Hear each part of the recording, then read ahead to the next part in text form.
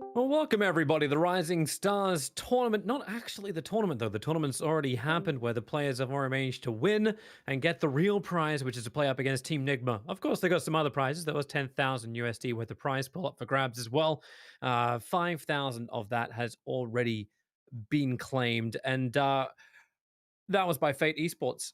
The extra win that they get to do is play up against Team Nigma. I'm Toby1. I'm here with Syndra. We'll be here for the full best of three that we played out today.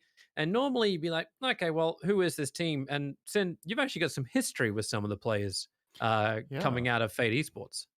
yeah. So just to introduce the play, I feel like everybody watching, or at least the vast majority, probably knows Team Nigma very well and all of their players. But for Fate, actually, I've played in a team with one of their players, and I have had one of their players on tryout. I think it was in the same team actually at the same time. So Aframush is of course the guy I'm talking about from Fate. We played together in Happy Guys. Mhm. Was it Hook was it we Mage you had played on with the a bit. tryout? Mage, I have played with separately, I think. Have I? Damn, now you're putting me on the spot. It's always hard to remember exactly everybody you've played with. I've played with You've Mage played with a too. lot of people, Sin. Haven't I played with Mage too?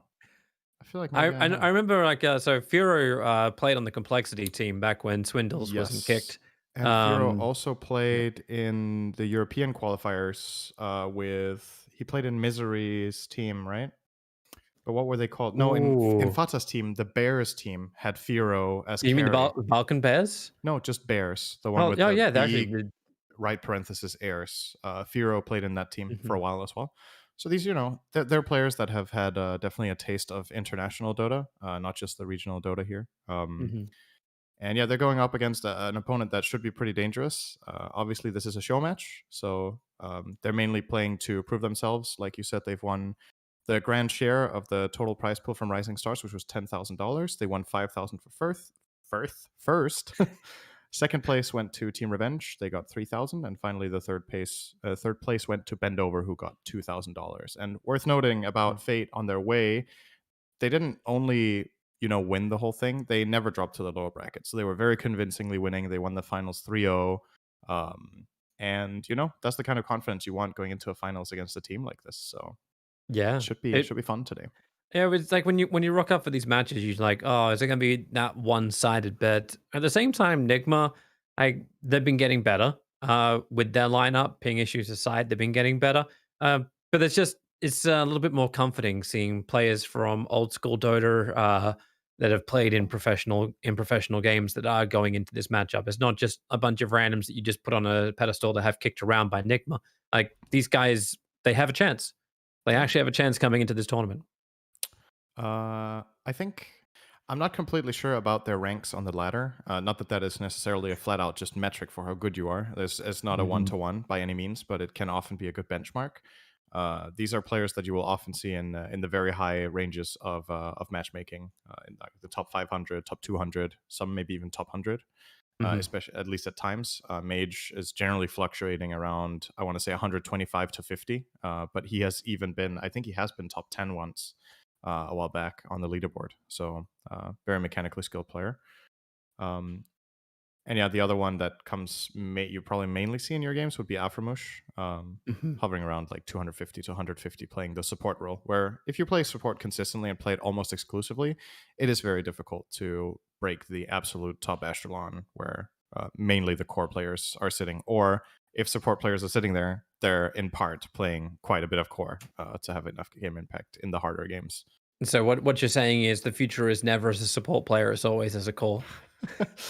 I'm saying if you want to hit top 10 on the leaderboards playing only support, that is very difficult. Very few people can even accomplish that. And it is a remarkable feat to do that only playing support roles. Mhm. You can do it largely playing it, but the matchmaking, how it goes. Sometimes you get matched with lower ranked players, and it can be a lot harder to have the same game impact, like the game winning impact on the support role rather than the core role.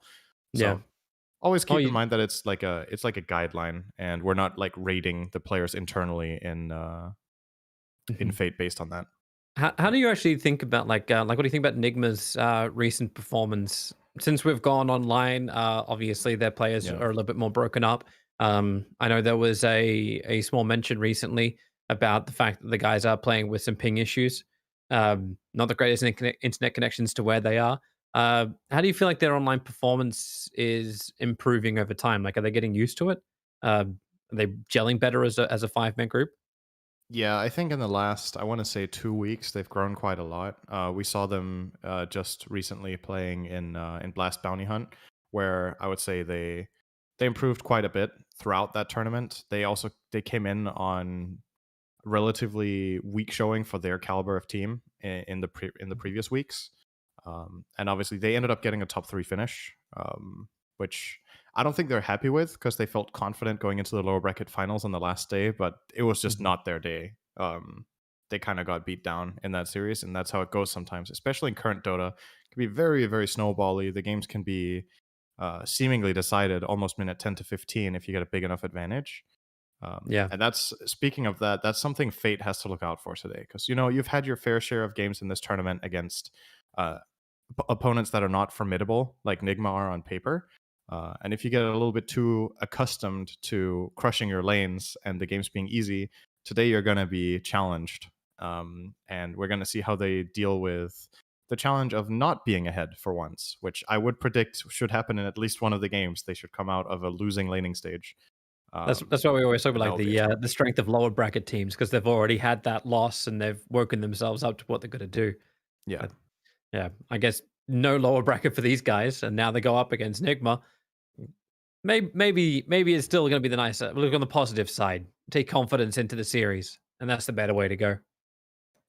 So Yeah, we're it going to goes start both the game. ways. By the way, we're just waiting for the fifth player for Fate to Yep. join the lobby. That's the only thing we are currently waiting on before we begin. Classic Mage. Where what's going on, He Mage? was in before. He He was, he yeah. was he was in before. So I guess he's just gone I'm for a assuming coffee. it might be a tech issue of some sort. That's what I'm guessing Mhm. here. But yeah. Yeah, to talk a little bit more about Nigma's performance recently, I think that's something that will be interesting going into today. Is they've kind of struggled in the previous weeks, in my opinion, with distributing responsibilities and farm in the game, where like who gets what gold, when should Mhm. we play certain parts of the map. And they've got a much better grasp on how they should draft in order to enable all three of their core players to have a high impact performance. That's something that they struggled with a bit, I would say, 2 to 3 weeks ago, where they would they would have some games where mind control had really really difficult time. They would have some games with miracle getting shut down too much in lane, and that's not to Mhm. say that it didn't happen against OG because it did, but it's been more consistently going in the right direction where they, especially mind control for me, has really stepped it up in the last few weeks. Is there That's something good to see. they actually changed in their drafting phase that has brought this around? Like, is it like the order of picks, order of bans? Like, Uh, Dota is a complex game. A lot of the time, it's hard to just pin it on one thing, right? Like, mhm, it can be motivation, how hungry the players are, how well they're playing in a given day, and then the draft is obviously an element. But you could technically make the perfect draft every game, and if your players are just not in shape, then they're not going to show how good your strategy is. And I mhm. think all of those things have got better. The drafts from Kuro have become better. I think they're getting a better understanding of what they need to do in this patch to beat the top teams, and it goes hand in hand with the individual performance, right? It also makes it easier to praise the draft, be like, that was a great draft, when maybe he could have picked the same heroes 2 or 3 weeks ago and it would have looked pretty weak. It's always kind of the blessing and the curse of being the drafter, right? You get a lot of credit and you get a lot of criticism. Yeah, Um, yeah. and yeah. I always feel very sorry for like the Nigma players, especially like we and Mind Control. I feel like they always get so much more flack for what happens because like Mind Control had some of the lanes go horrendously bad, like Hmm. creep skipped at the wrong time or like just approached the lane a little bit off, like the Axis and the Dark Seers lanes from a couple of weeks ago, which were rough to say the least to see him go through that. And then there's always been the scrutiny around we. I think ever since he joined the team, just because it was such huge shoes to fill. Uh, I guess even reaching a TI grand final is not enough to dissuade people from that second guessing. Yeah, and on the flip side, I mean, for Fate, right? We've obviously not seen them play so many like big international games. It's mainly been this Rising Stars tournament that they have formed and played for. Hmm. Um, but obviously, because their games have been, they've kind of crushed it. There isn't as much to say because you need to see that test, right? You need to really have them face an opponent where they get challenged in a way that shows weakness. Right? Yeah. It's usually a really good way of gauging the strength of a team is seeing how they handle defeat. Um, Hmm. Obviously, there are phases where teams are just snowballing out of control in the scene itself and just keep winning games nonstop. But a lot of the time, you will have teams that look super hot struggle to recuperate after a loss. A great example of that recently. I'm not saying it's a mental thing. I'm not saying like don't want to read into it too much. But in this Hmm. previous tournament that I mentioned with Nigma getting third, Alliance was one of the teams that looked really good going in, and then when they lost their first game to OG, they just didn't feel like the same team afterwards. In the following games, like they made more mistakes. They were less cohesive, in my opinion, during those games Hmm. as well. Um, and yeah, I'm gonna keep going back to that today because I feel like I know it's a show match, but I think the perspective for both of these teams might be different, right? Fate really wants to prove themselves and how good they are, Hmm. and Nigma should kind of be a gatekeeper that tests that, right? I hope Nigma doesn't let loose today and just be like, it's okay, and just chill around and do some weird picks. I mean, that's also fun in show matches. Peace be with that. Yeah. But it would be cool to see Fate really, really getting it, being it taken to them, like having that challenge so that they have to perform their best to stand a chance, and then see how good they are. Um, Yeah. Yeah, I think yeah, we've cast enough games where like you look at it and you just wonder like what was even the thought process behind this draft. You never see it come to fruition. It's like, did you actually come in with a plan? And that's like the worst time to see a team looking to prove themselves and you just question everything about what they've drafted and how they've approached it. So yeah, I'm really hoping we don't have that from Fate Esports. I'm hoping everything does make sense. And I'm kind of with you as well. Like I hope Nigma doesn't clown. Like they can have some fun a little bit, obviously. sure. Good things.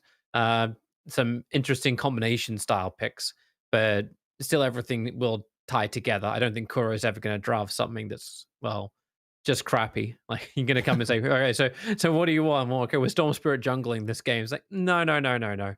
Like I still play some real stuff. Yeah. Yeah. Still waiting on Mage, by the way. We don't have any word exactly what is going on, so a bit of an unfortunate circumstance. They were kind of ready a moment ago, or well, 15 minutes ago, everybody was ready. All right, we have Oh, the second somebody I in the say it, lobby. is it Not is it the right sure. person? That is not Mage, or maybe it is on a Smurf. I don't know. This is not his official account, at least that he just joined on. Um, but we're gonna wait for confirmation on that. Yeah, we'll leave that one to the admins to work out for if we just have a random person that's now joined Fate. Uh Nigma looks all nice and clean. They're all ready to go.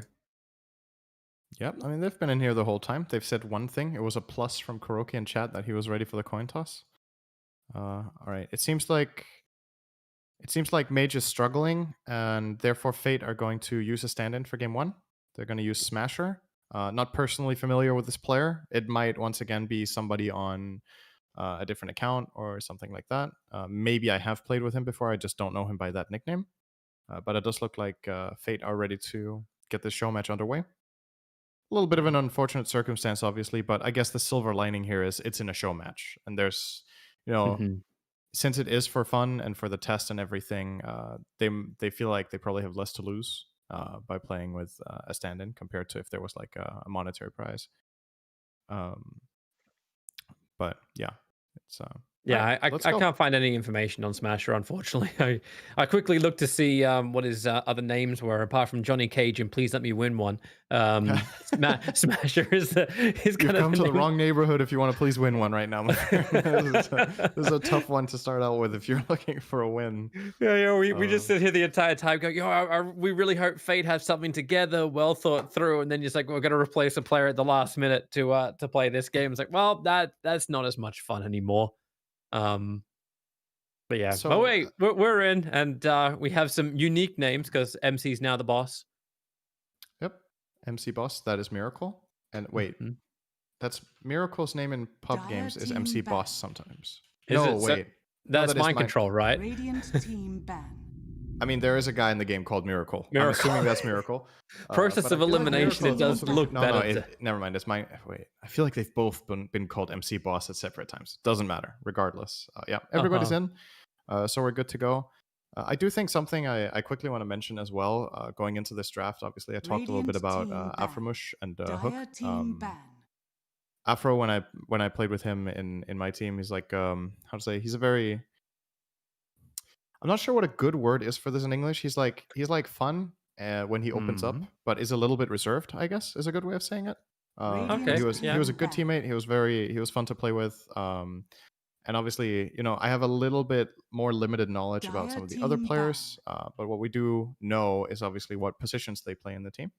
Aframush in this team is playing position 4, which is the Radiant same as he team did playing with pick. me. It's his most comfortable role. Also taking on the job as drafter for Fate Esports currently. Mage, who is not present in this game, usually plays mid, just like he does in the majority of his pub games.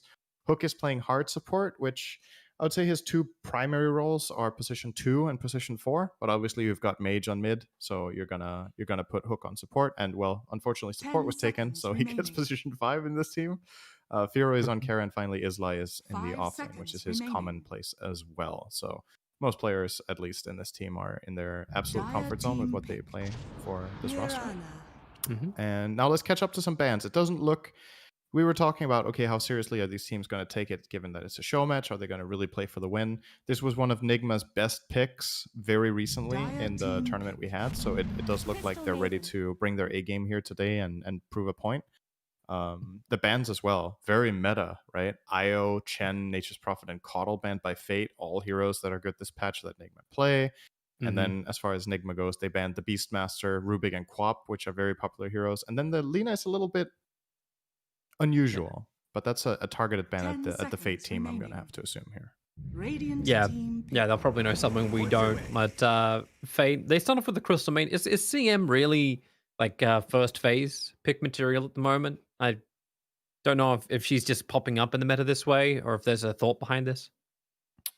Um, Not for most teams, at least. I've seen a few strategies that run Maiden. It's mainly been, in terms of the top Western Dota, 10 it's mainly seconds been remaining. Alliance playing Crystal Maiden in some strategies on FNG. 5 And seconds a couple of the remaining. CIS teams have tried it as well. But in the grand scheme of things, this is generally not a very favorite hero. Whereas Nigma's Hmm. heroes are very meta right now, in the very most recent week, at least. Earth Spirit has made a big comeback. A great hero for GH, obviously. Massive playmaking player. Very good at. I've said this on previous casts in other tournaments that I think what really makes GH stand out to me is 10 foresight. seconds Like, that's remaining. the biggest thing about this player, is how good he is at predicting what's going to happen before it 5 does. So he's in the seconds right place at the remaining. right time. And Hmm. Earthspear is an awesome hero for that. You've got a stun, a silence, a slow, and a big team fight ultimate. So if you're set up correctly, you can do so much work for your team. Yeah.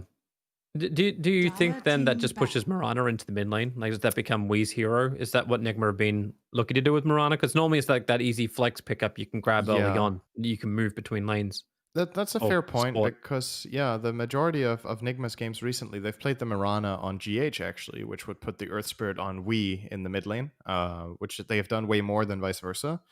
Hmm. But that said, I have seen in the past, I've seen 10 Miracle play seconds Karen remaining. Mirana. I've seen Mind Control play Mirana offlane. Hey, you'd actually So you'd they have 5 push the Earth plenty of Spirit seconds to the mid options. lane? remaining. Yeah, I Okay. think it's probably the most likely right now, just based on the last week. But Dire who knows team what pick. Mhm. Nigma have in store today? It could be a completely different plan here. Throw a curveball, or again, maybe it's just the flex. Right? They haven't assigned these heroes yet at all, because they Yeah. know they can play multiple roles with them, and then they wait to see and get some more information out of Fate. I think it's too much of the Australian Dota I was casting a little bit, where they kept running 3 position ES. So I 10 always have like seconds that, remaining. Yeah, like the bracer into Spirit Vessel and just 5 seconds unbelievable remaining. rotation power that can come from that, and just the stupid amount of life you have on an ES. I suppose you'd also achieve the same thing with mid. yeah, it's kind of the same. Just that the big advantage of running in mid, obviously, is the fast levels. Right? This patch is very tempo Radiant team oriented, I would pick. say. So Mhm. very quickly getting a utility hero up to level 6, level 7, level 8 puts a lot of pressure on the map. This is a hero that I do know Aframush loves. He actually, there's a couple of heroes here that he Dire plays. I'm team not pick. completely sure if they are considering Crystal Maiden as a position 4 here, or like a Grimstroke there, but they're obviously can both play 4 and 5. whereas Nigma just picked, in many people's eyes, the best hero of the patch. So gotta admit, I'm a little bit worried for Fate here. Yeah. The Nigma draft looks very strong. Some It's- serious meta Radiant picks in team here. pick. Seems like really strong team fight, strong push power, good Yeah. rotation, good maneuverability, like a lot of problems, definitely. But they've got like Fate also have a couple of things they can work with. Like Grimstar's got some Inkswell combos. Maybe they can get a decent laning Fate and actually get in this game early on. Yeah, at least that's what Ursa 10 does very seconds well. remaining. He lanes pretty well. The lane matchup against Lycan is good. It's a hero that has a lot of 5 burst, so if you seconds do catch Lycan with something, you can get him down. Obviously, a super fast hero during shapeshift. So Ursa, Grimstroke, also a great lane. You know, you have a very mobile hero that you can put Inkswell on. Makes it very easy to get those stuns connected in the laning stage. So the pairing here is definitely very nice.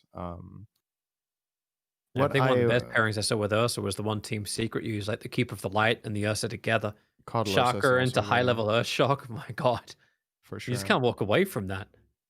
Yeah, that's but it's obviously not available here because they banned Coddle themselves, so Yeah. you can't grab that one this time around. I was gonna say, we were wondering what kind of show match Nigma were planning today, like what kind of a show they were gonna put on.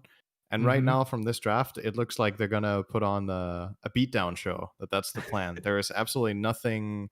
Dire team banned. They're based on the draft. They're getting everything out there. They're not like being too cute or picking something specifically for the purpose of just trying a new strategy or practice for the show match. It does look like they want to take some of their A game strategies in here to really cement themselves in the show match, which, 10 like we seconds said, remaining. there's different approaches to it. I personally like this one.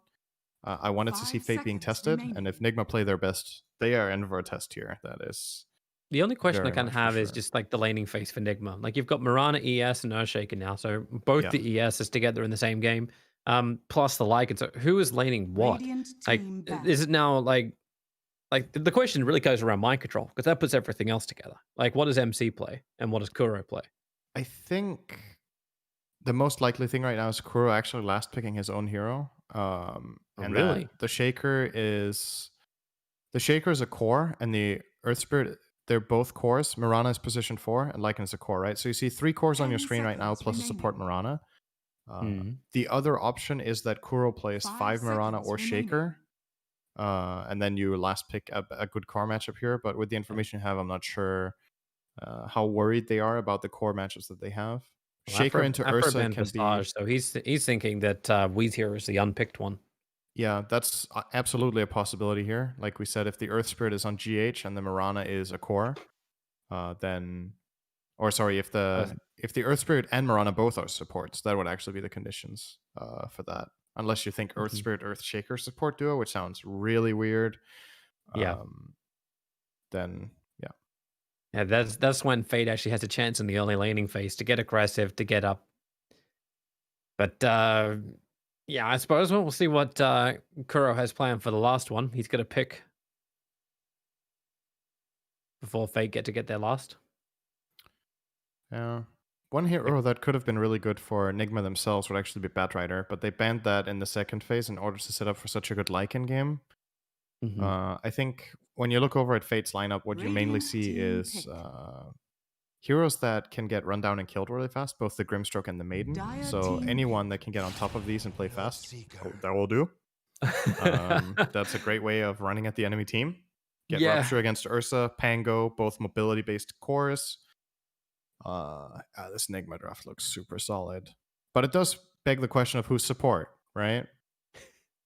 Who is the support hero? I mean, you got to think right now that's Bloodseeker for 10 MC, seconds Lycan for remaining. Miracle, and then Mirana for Wii, and then the ES support. 5 Like, seconds unless remaining. I suppose Kuro can get away with running Mirana.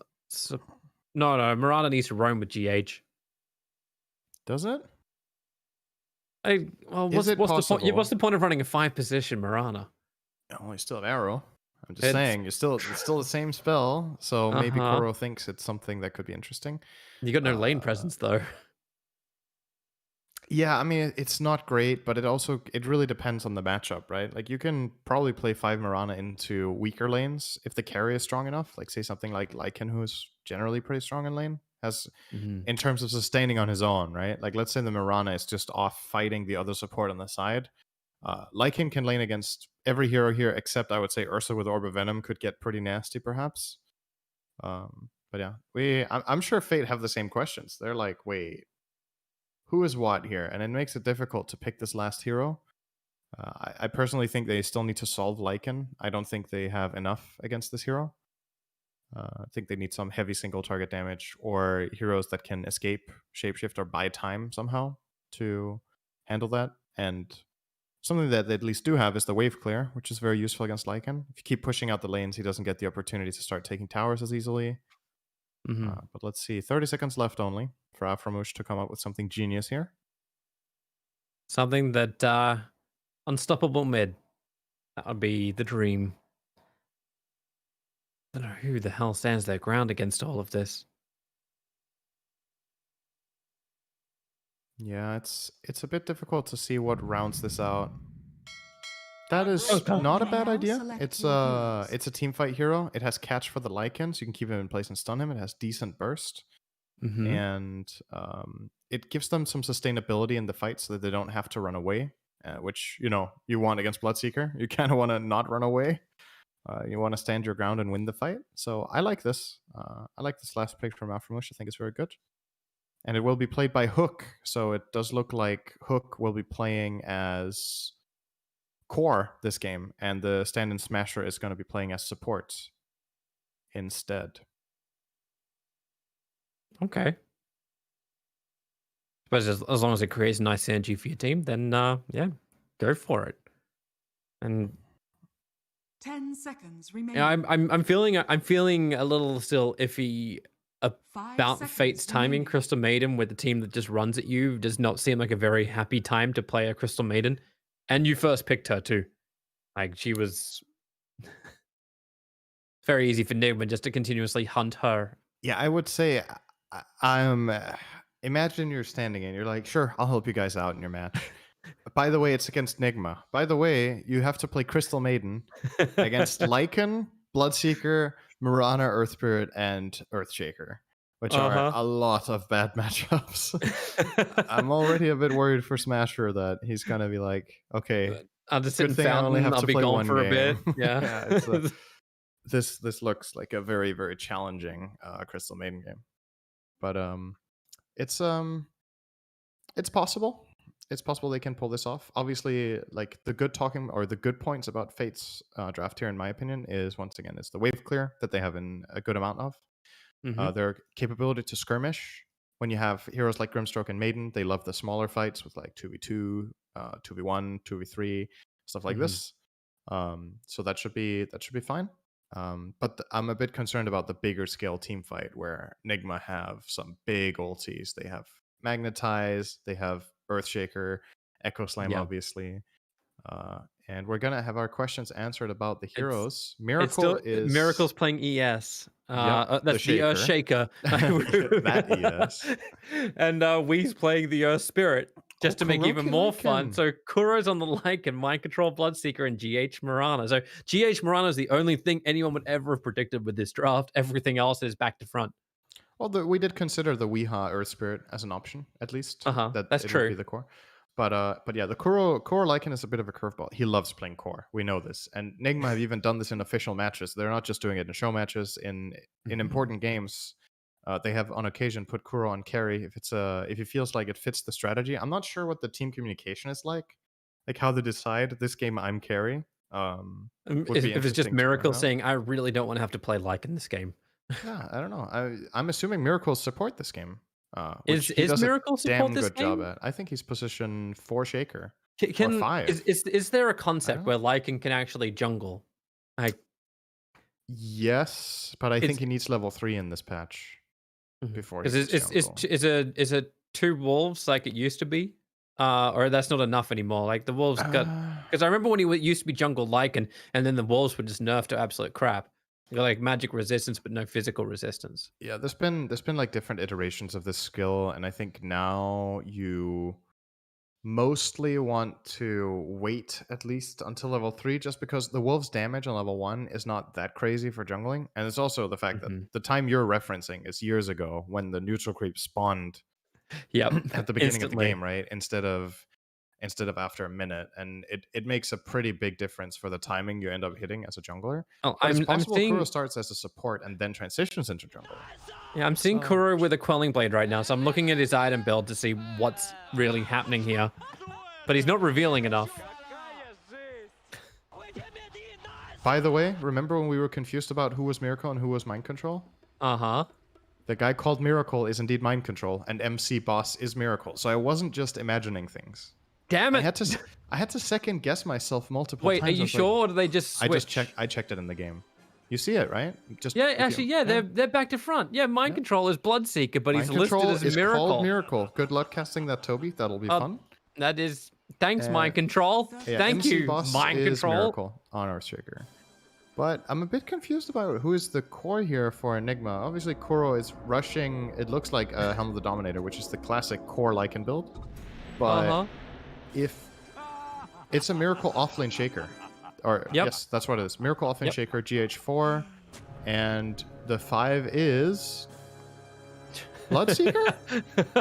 I don't think it's so. Kuro. He's prepped for farming.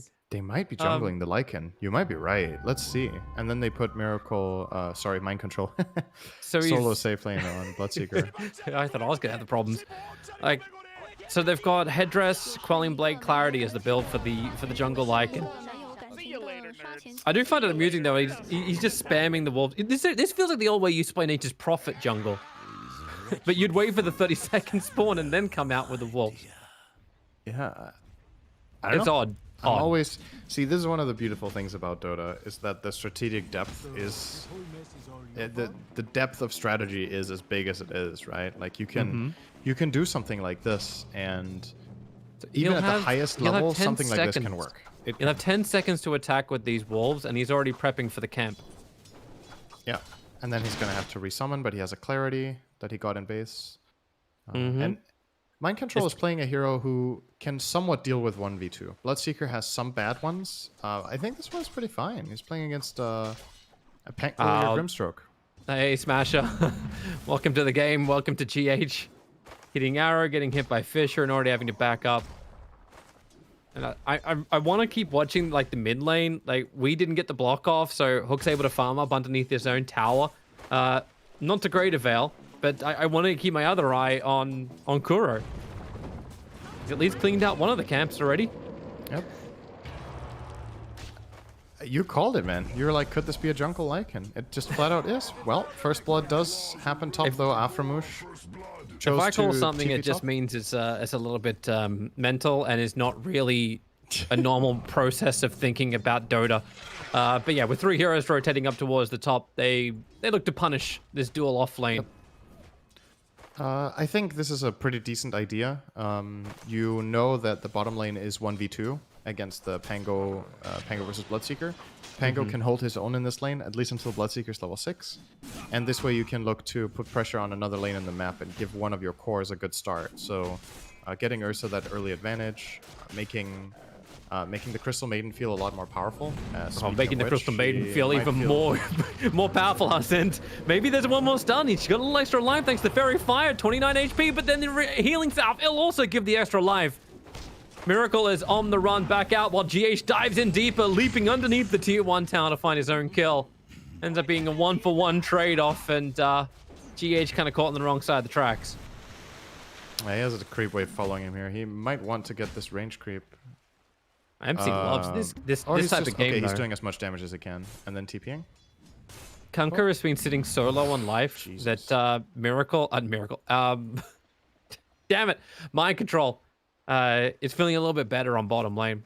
He still needs a second point up in Thirst, but it's going to become a little bit more problematic for Pangolier. Yeah, and now he's getting Blood Rage. So if he's ever ahead on health in this lane, he can use Blood Rage pretty freely, because Pango has no very dangerous burst. You see there's that one, and that's kind of it. And as soon as that is used, Mind Control can just drop down this, the Blood Right, and start man fighting. Choosing not to go for a couple of hits there on Isla, actually a bit surprising to me. Now he's trading a bit. but obviously it is level 1 Thirst for now, which is a pretty They've both uncharacteristic got build. salves. Like, who's going to push this a little harder? Meanwhile, back on the jungle report, Lycan's up to 3 when a 2-0-1 build up. We are also completely messing up his rolling boulder. He should die here. Grimstroke's coming in to make sure there's going to be the chain stun.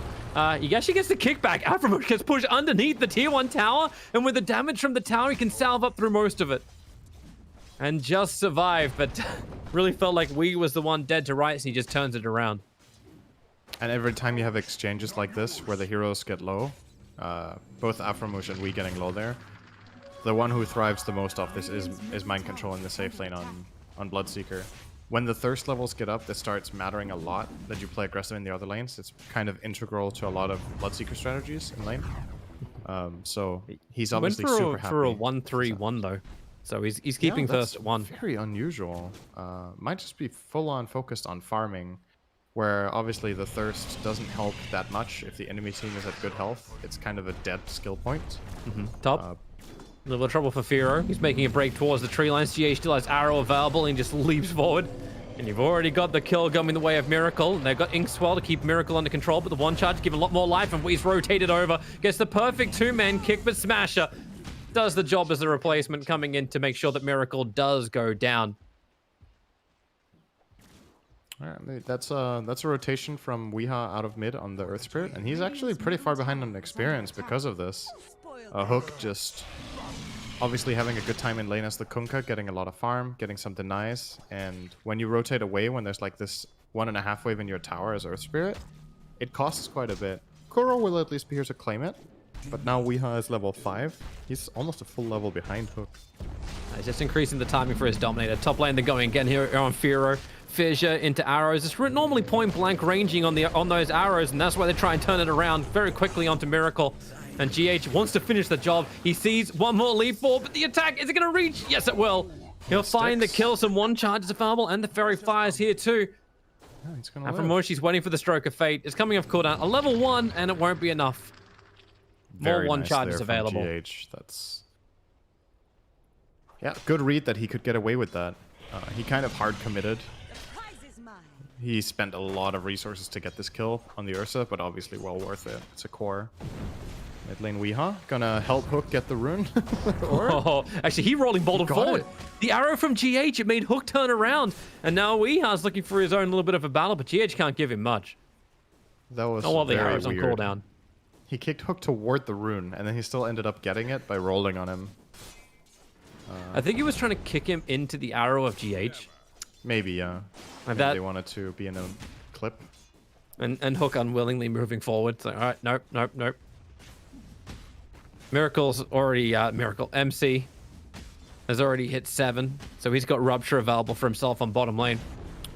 Yeah, might see him use it soon. Yep, There it is. Forces Pango to TP away to safety. My god, that's a lot of damage still. And it might not seem like that good of a play where you're like, oh, you just used Rupture and you used Bloodright, which is a lot of mana, but think of it this way. Every time you force the enemy hero to TP, you accomplish 2 things. First of all, they lose the gold that the town portal costs. And secondly, they are now unable to reinforce their team in another lane. So let's say Mind Control is to TP top now and take a fight there. He knows that the Pango can't connect for 50 seconds, which is a big advantage. It's worth way more than the spell and the Rupture. So. Having another crack at top. Weed's going to rotate in. Look for his own little bit of a battle against Smasher. And actually, maybe it's enough to kill off Miracle. No, he's got 1 charges. And a lot more to spare. And while all of this is going on silently, Kuro is just free farming. Remember, they're winning their lanes while jungling the Lycan. That is pretty bad news for Fate here. Usually the trade-off when you jungle a hero, which is not very common in the current meta, but when you do, usually what ends up happening is that you win at least 1 other lane a big time, or you win 2 or even 2.5 lane off it. Because, you know, the rest of the map is 5v4, right? Like, you have man advantage. Weed's coming in. Able to connect on the kick on mid. Meanwhile, Miracle does die up on top lane, but Kunkka's having a very hard time getting away. Mind Control's just waiting on the sideline too. He's going to one-up as Afromush ruptured. And they are really being very liberal with abilities. If it's off cooldown, they use it. Dire's middle tower is under attack. Dire's structures are Yeah, fortified. they're immediately transitioning this into a mid push. Kuro with the Helm of the Dominator. The Dominated Mind Stealer was actually super annoying for Kunkka already. He mono burned him like 2 or 3 times. Yeah, Smasher's dead. Underneath Maybe not. vision, trying to battle Yeah, against maybe, GH. He's at least going to bring him down with the ship. No, it doesn't happen. Mid tower, heavy pressure being applied. Pangolier able to swashbuckle a little bit further away from everybody else, but the tower's already been claimed. That was is done by not a mind very good control. Rolling Thunder. You don't... it's kind of like bowling, but you can't see the pins. The chance of a strike is very low in that case. Good spell combination here onto Hook. He's got the better combo. Just rolling boulders in. Is there anything to bring him back? There was not. Arrows will fly, looking for the top of the ramp, but Hook's on the Kuro's run getting away vision. from Kuro. They're not gonna Is go. under attack. Oh, great vision. Never scratch that. They are. Miracles Echo's arrived. Kuro, I think he's microed his wolves down. He was running off to the Nice side. torrent. Great torrent from Kunkka. Able to dodge the pressure. In fact, he just loses wand as well that was coming down to him. Oh, And this then the was in rupture onto trouble. Pango, who's got no Rolling Thunder available. Swashbuckle does not help you there. The arrow's flying forward too. Won't even be able to connect, but Miracle will be able to. A Smasher TP doesn't need his own tier 1 tower. Maybe they can get something back as Mind Control will fall down, but the Echo Slam is finally up for Miracle, allowing Weeha just to go ham. Another Rolling Boulder forward. He's going to miss his target, but he'll get it, connect with the Kia. Get the kick. The Kia. I don't know. It's now a car. Weeha's got a triple kill, and he's looking for another one. Another Rolling Boulder forward, right on top of Hook. The Wolves just been continuing this fight non-stop, and he kicks away, looking to remove the stun so the battle can continue. Rolling Bouldering under the tier 2 tower, but he's without friends. They're so far away. GH wants to help out throwing the arrow, but I'm really uncertain just how deep is too deep. We got a little bit bloodthirsty there. He really wanted to just show off and get a perfect spell combo here in the end onto the Kunkka, but Hook's too good to get hit by that roll. And yeah, it's a kill going the way of fate, but they still lost the big team fight and the tier 1 tower, so it's still a major win for Nigma in this exchange. Yeah, As and they they now have controlled all the 5,000 gold controlled lead all the minute bounty 10. runes. Yeah, this is a very big advantage to have at this point already. There was one advantage. Dire controlled both the outposts, so they get True. that. That's the happy place. And now they might find a Kuro as well if they choose they to want check a the Ree. ancients. He's the one that's showing on the bottom lane. They just have to hit the X marks the spot, which they're able to do so. Torrent and the silence, making sure he cannot go anywhere. And the 611 Earth Spirit perfectly controlled and brought down. And he's only worth 203 gold. That's Dota. Let's see if they choose to glyph and defend this tower. Looks like Nigma are not interested. They'll take their own top tier 1 and just accept that the foothold for Fate is just too strong bottom. Like, they have 4 heroes here. They have the siege creep wave, and they just killed the enemy mid, who doesn't have buyback. And even if he did, he didn't have TP. So yeah, they play it safe. They don't go for anything wonky here. Oh, they're gonna get a And the little. trade-off. Try and put down some vision. The wolves have already found the crystal. Oh my god! Just Lycan's wolves. They are level 4 wolves. Don't get me wrong, but Smash is down to now 1/3 of his HP, and the only thing that's done damage to him so far are wolves. Like, can you get this pinging, thing it's off like, me? help. It's like, use your frostbite. Use your frostbite.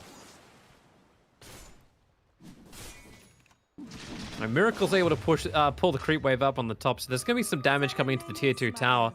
It's still crazy to think the number 1 net worth on the field is actually Hook. The rest of his teammates are a long way away, but he Yeah. does hold the number 1 position. And it's also crazy to think that Kuro, as the... I don't know what position this is, Lycan, might overtake everybody soon as a classically, usually the position 5 support player for this team gets to, like we said pregame, gets to have some fun too, while definitely trying to do his best to win the game, right? Kuro loves playing like this once in a while.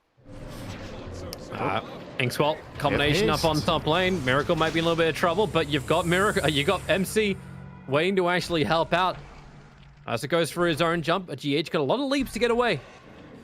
They miss out in the fight they're really searching for. Yeah, important haste there. Oh, no, Miracle. no, no, Arrow. no! Oh, poor Crystal Maiden. And they should kick her out of the blood, right? So Miracle can find the last hit. Kuro now getting Necronomicon flying out. And Weeha is getting... No, wait, Weeha's going Veil. Who's getting the Blade Mail? Blade Mail's well, it's MC. It's mind control. Okay, so yeah, Blade Mail on Bloodseeker and Necronomicon on Lycan at the same timing makes them insanely powerful right now if a team fight breaks out. Dire's top tower is under attack. Fate kind of are in a spot in this game right now where in order to win a fight, everything just needs to align very well for them. They get an opener on GH here. This should probably turn into a kill. Nicely done. He was just on the edge of the sentry ward. Rupture is out. And now you will see mind control going ham. Pangalia cannot escape from this one as we wants a rolling baller in once again. Oh, and he actually gets the double kick on the backlines too. Smasher and Afamush, they're trying to battle it out, but the high movement speed Lycan continues to run through everyone that's there. And Kunkka perfectly controlled, kicked back into the Echo Slam. And this really is the team fight that breaks out where Nigma have the advantage that Sin was talking about. Yeah. In the meantime, Furo is chilling. Didn't really want to get involved on the Ursa. I don't blame him. He's going Battle Fury build. He doesn't have too much to offer just yet. In this kind of fight, he kind of just gets overrun. So has to back out. Miracles? Starting a chase here against Miracle, yeah. If they've got another stun available, they'll have the chance. And now, yeah, Earthshaker controlled in. They got bounce around the blood right for Furo. Now will get involved in the engagement, able to get that kill. It's a good pick. Bounty runes, though, they're not near any of them. Nigma are going to get all 4. This should almost bring them up to a 10,000 gold lead. They need another frostbite. The TP's coming in, but they reach him just in time with a swashbuckle. So, goodbye mind control. Goodbye miracle. Both of them sharing names tonight. At least Isla's game is getting pretty decent now. He's closing in on his Maelstrom. Got some good comeback here. Mid lane. Silence over on Weeha. They're going to drop the entire ship on him. And then the follow-up combination. Pango's coming in for the shield crush. Doing it in Rolling Thunder with style. Of course, the #1 net worth hero on the field right now is now Lycan with a level 2 Necro book sitting in the jungle. As this has to be like, is this entertaining for a player? Jungling like this? Yeah, I suppose winning is entertaining. Yeah. Dire's bottom tower is under attack. Honestly, jungling can be a surprisingly tranquil experience. It's Top lane. it's very soothing for the mind to hit some creeps. Miracle's dead again. Yeah, no Echo Unless Slam they don't have available. detection. Oh There's more my, support coming in too. No, they have no detection. There's They the have dust. It hits. It triggered him, but it was way too late.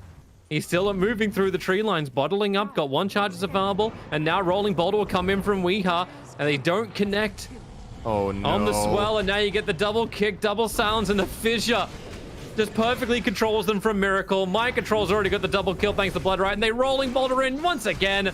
Ursa caught in the trees, and there's a lot of fertilizer in this forest. That was actually a really good roll from Wee. He needed to find an angle where he got past the Kunkka to hit the Ursa, and that angle was pretty narrow, so nicely done. Radiant's middle tower is Setting up there and getting that kill for Nigma, getting a little bit of an extra. I don't think they were expecting here to find 4 kills when Miracle got jumped on, but the juke in the trees, you saw Aframush frantically pinging exactly where Miracle was walking, but it seems like his team didn't catch on to it in time. Mm-hmm. So we're going to have a replay of this right now. Here's the start of the fight where ES was just trying to get away at the very beginning, but it took so long to keep this chase going. See on your small screen as well, coming back live. Kuro, the big one they really wanted to get. He's gone down, but the Blood Rider is out, the Rupture is on the Pangalia, and he has no other choice but to TP, but Wee is always there. And the perfect combination with a Rupture is always going to be that Earth Spirit kick. And they just keep going and going and going, looking for more. Mind Control just sits in front of the tier 3 tower, and he's okay with this. Because Wee's ready to go once again. Another Blood Rider, perfect feature control, and the arrow from GH this time will be the icing on the cake, as Crystal Maiden does not want to be involved at all.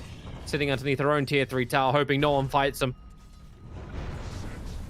But Hook. There's another caught. great roll. Radiant's bottom tower is under attack. Every single time that is connecting on every ability, these low cooldowns, and Furo, okay, now he wants to try and fight. Yeah, freezing fields off cooldown in 2 seconds, but there's no mana on Smasher and no life to let it rip, so Furo pushed around and just kited out Smasher will go down to the blood right on the edge. No, it doesn't connect on him, but it won't matter. Weeha's got the rolling boulder forward. It's a shame we don't actually have a Spirit Vessel in this game because she'll have charges galore. They still want to go? Okay, maybe they do actually find the kill over on Miracle. The Rolling Thunder forward, now the Rolling Thunder back. Pangolier, however, misses the mark, and Weeha kicks him out, and then swashbuckles. The damage output against himself is so high. And Avramush is so far outside the base too. He's got nowhere to run. Didn't he shoot the swashbuckle in the wrong direction? I think Yeah, he swashbuckled backward. Well, it looks like Hook is here to clean up the mess at least. He gets Wee. Dire's middle But tower is under attack. a little bit of a silver lining there with how much that cost them. In the meantime, Kuro is pushing bottom. He's farming jungle again. They caught mind control. Miracle is trying to kill him. Mind control trying to kill him with the blade mail. Not enough to kill the Crystal Maiden because that is a level 1 freezing field. Still wonder what, you know, do you remember that meme with Kuro and Hvost, where there's the Kuro Weaver and the Hvost Gyro? And the Kuro, like, it's depicting the minds of them at the same time, what they're thinking about. And the Kuro one is just like all sorts of calculations and Yeah, and mind ideas control and- like dive it. and then there's and then Hvost's just Gyro with 2 rapiers and just this smile on his face. I wonder what the depiction of how Kuro is thinking in this game is right now. If he literally all he sees is just a creep. When he closes his eyes, he just sees creep. He sees the future where everyone is a wolf. That's his future, man. Yeah, he is working on that axe. Biting Bloodseeker sounds pretty nasty, or biting the Shaker. Both of them, actually. That Lycan axe will be pretty devastating. Oh, we're coming back out to fight. Maybe not. We're going to Roshan. Yep. I guess it is about time you, as Nigma, when you're 14k ahead, you do attempt this. They don't kill him that fast, however. Need a little bit more support on him. It's not bad. Rosh is a big boy nowadays. It takes some time. Ursa is still not there. He's trying to find that last 80 gold for the Mithril Hammer. Oh, Isla trying to kill her with the blade mail. It was not enough. But it was a cute try. Still, Mind Control's hit point pool is just too big. It's 2.24k health. To the Bloodseeker, or so to the Pango's. Pango's about half his health. That blade mail play is just not going to work. Under attack. Dire's courier has been Kuro gets a courier. Guess they're going to go back to Rosh now. Führer. Moonlight Shadow. There's the Observer see him. Sentry that's down, so now they see the ES. Ursa's gonna get out of here as fast as he possibly can. The Battle Fury will arrive on the courier. So that'll be here for the fight. They rotate around. Weeha rolling boulders in. They get the Frostbite out from Smasher, and the whole boat combination's coming in once again. They want Weeha taken out of this fight, but Ghost makes it difficult to finish the job. Ursa's waiting, and now we can rip through to him. Weeha, well, he'll probably buy back if they want to keep this fight going. As Miracle caught inside the tree lines, gets a double fissure, keeping the control going. He's got Echo Slam available if he can just get it off in time. The arrow flies forward, and Ursa's actually brought down by GH from in the tree lines. Now your Echo Slam will connect. 3 heroes all split out. Weeha says, Crystal Maiden, you don't belong in this fight. Go back to my tier 2 tower. They really have enough damage still. They're holding through. Pangolier's alive on 50. Never mind. He's dead at the tree lines. A Miracle would like a little bit more. I mean, Mind Control would like a little bit more, but they're on the retreat. That was not that bad, all things considered, for Fate. They get Weeha's buyback, they get a couple of kills. They basically got 3 kills there, of which 2 were cores. The bad news is Kuro's pushing top. He was involved in the start of that with Shapeshift, but obviously it expired, and then he wasn't interested in fighting anymore. It's so integral to Lycan's ability to have teamfight impact that you have the spell. Very much a transformation-based hero. In many ways, maybe the most transformation-based, and how much it costs not having it, and how powerful you do get when you do, compared to something like Dragon Knight or Terrorblade. Dire's bottom tower This under is- attack. Hey, we're at least seeing Fate fight, and that's nice. And there seems to be a goal as well around the Ursa. I'm not quite certain if the S and Y is really the goal they were searching for. It's the common build right now in Ursa is actually this. It's the standard build. I'm not saying it's the best now with the game condition, but I think it might be. He might simply just need to get the status resistance so he can deal with all these stuns and with the Bloodseeker. And yeah, SNY Shadows out. Satanic is usually the go-to here. So brought his own Dusk. Crystal Maiden wants to try and help out too. Got to put down the Frostbite, and well, Ursa's already dead, so there's no helping out. And through the back lines, here comes Mind Control. Already started the rupture over on Isla and gets rid of the silence, and now we'll get... I think that was a suicide right there on Isla. Grimstroke trying to hide in the tree lines, but there is no hiding from this Nigma lineup. Top tower is under attack. Alright, where are they kicking in Mind Control? We're gonna kick him in again. Is Weeha trying to... Are they trying to kick him into the enemy base? Well, they're already in it. In the fountain, maybe. Yeah, Mind Control sitting in front of the tier 3 tower. Dire's top tower What is Weeha I like it. doing? I like how we put that spray paint down. It looked like the tower had the grin appear above its head. Dire's middle tower is under attack. At least they're having some fun. Hook's got himself a double damage rune. They'll be able to have one more fight in a bit. Well, I guess when you have regen, there's like an unwritten rule that you just have to spend your mana and health non-stop for Weeha. Tanking the tier 4 towers, kicking his teammates around because it's free. The message must be sent. Dire's top tower Observer Ward, can they actually get the X marks a spot over on the Lycan, pick him up, throw him back in again. The Fidget will create some space, but Fury gets his jump forward. The Rolling Thunder actually soaks up the arrow from GH, so Fury can stand his ground and keep the fight going. But at the same time, Pangolier, how many times must be ruptured and killed off by Mind Control? Obviously not enough times, and now Fury isolated out with 3 heroes. Crystal Maiden wants to help out. She can at least help out by getting the bounty rune, but that's going to be it. It's a nice soulbind over on ES as well as Bloodseeker, but Kunkka with all this double damage, he just has nothing really to give. Double damage? Hey, technically it's correct grammar. I know. I'm not saying it was wrong. It just sounds fun. Rolling Thunder for a wee. He's going to gonna finally bang kill us. off Hook here. He's been working hard on this for a bit now, but Miracle, Mind Control on the fast movement speed. They'll send the Crystal Maiden up, and down she comes into the Starfall of GH. The double Starfall too, because he's just got himself a casual Aghanim Scepter on the support Mirana. Miracle made sure to ruin that arrow from GH by Yuling, but they got the kill anyway on GH, so he's like, he gets the last laugh. Dire's middle tower And is it's under time to start hitting a bit of high ground. I'm not sure how far exactly Nigma are going to get here, because the enemy heroes are still at a decent respawn timer, 26 minutes in. It does seem like they want to chill a bit, but you just imagine it's a matter of time before Kuro bites one of his other cores with Ags, and they get to business. So keep an eye out for that. This Aghanim is pretty insane. So he can, at any point, give one of his allies for 22 seconds, 650 move speed, 40% critical chance for 175% critical strike damage, and 1,000 extra night vision. Here it is. Yeah. Watch Miracle in action. Off we go. Who do we want? Lycan. Lycan seems to be the one we want. They are splitting up a little bit, but Echo Slam shit. as well.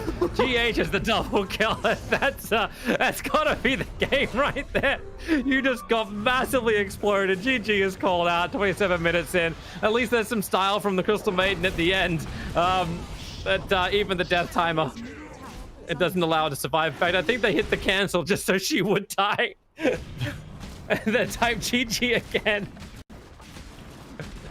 Nigma definitely came to play today. That was some solid Dota from them, and at the same time also having some fun with it, right? Like they're obviously in good spirits, messing around a little bit with their spells, and giving Kuro the tip there, saying thank you Kuro for being in the jungle the majority of the game. Not sure, or tipping him for a great draft, which it absolutely was. So that's actually very still nice. impressive of XC to do almost the same amount of damage as Weeha did. Like that's not too shabby with that stat. And we do see as well that, I mean, the KDAs are obviously going to be super inflated for Nigma's side here, right? They won the game 44-20, so a big advantage for them. And well, if nothing else, it's always entertaining to watch these say like high skill mechanical heroes get to do fun stuff. I think we had a lot of awesome spell connections this game. They did a really good job comboing their stuns, which is also very enjoyable to watch. So yeah. Looked like a pretty easy game for Nigma this time around. Hopefully Mage gets to play in game number 2 for Fate, and that makes a big difference because they definitely need a bit of a boost based Yeah. on this game one. That was not very close. Yeah, that's just like it almost feels like you got one of those horrible concepting like drafts against you. It's like, well, there's nothing I can do about that. I definitely didn't prepare to have to contest a jungle with any of my heroes. Can you not just run Lycan as a 5-position jungle? Uh, you can't predict this. It's just not possible. Yeah, little rough to definitely say the least. And I like how we got Kuro stats up there as well. Um, and that Kuro is compared to the Ursa. it's, that's that's a little sad. Another good hero to look at this game. GH obviously has been doing very well in Mirana lately, and this game was no different. 10, 2, and 25. Managing to get a lot of farm as position 4 in this game, 129 CS. I guess there was a lot of lane creeps to push because Kuro was a lot in the jungle, so maybe you get a little bit extra farm that way.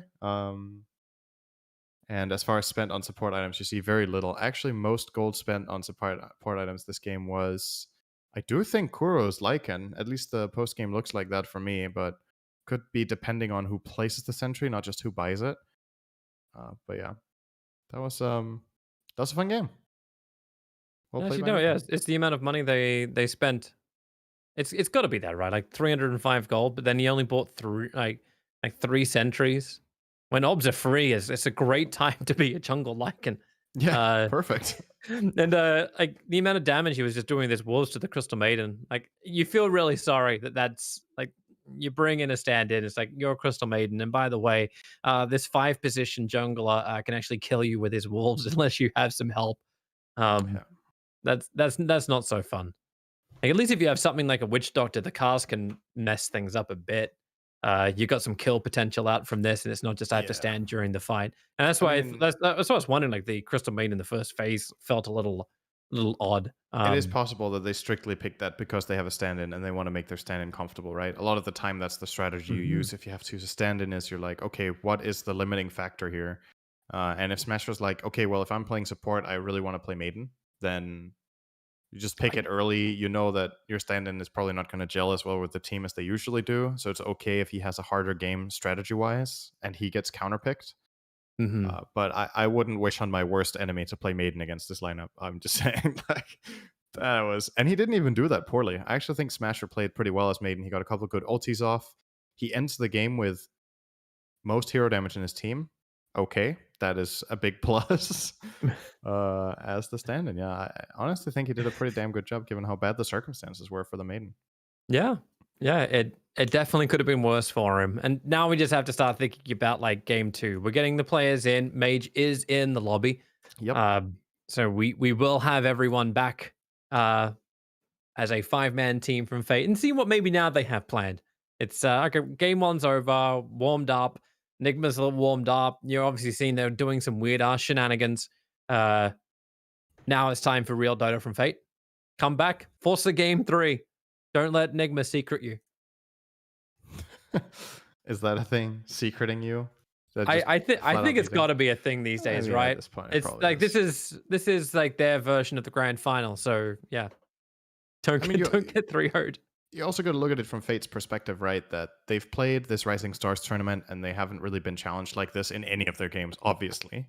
Yeah. But they're probably feeling pretty confident. You know, yeah, we won this tournament. That's really nice. We get to play the show match, and you're like, this is maybe a benchmark for how good your team is.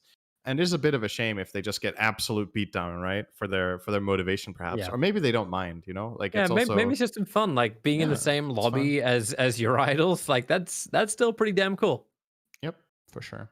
And you know, I don't think anybody on Fate underperformed individually in this game. I think all of their spell casting was solid. I think their laning was pretty good. It's the bigger picture. It's that overall strategy. It's the team movement working as a unit, where Nigma just has years on these guys in terms of experience, in terms of game understanding that Fate hasn't had the ability to acquire yet. But I will say, like, this is the kind of game is a good showcase for them each individually and how they press their buttons and play the heroes. But the conditions are rough. So well, they get to relive in the replay if you're tuning in right now. This is what happened in game number 1. I already gave Mind Control a little bit of crap for for actually having Miracle's name on. He's just like, it's a good name. It's that. Thanks. Even though it is unfair, I agree that it is definitely unfair to have 2 Miracles in the same team. Cloning is not allowed. Let's see if they're gonna change anything. I don't think they are. No, they're not. Even if they did, I don't think Dota would be able to react in time to change it for the next game.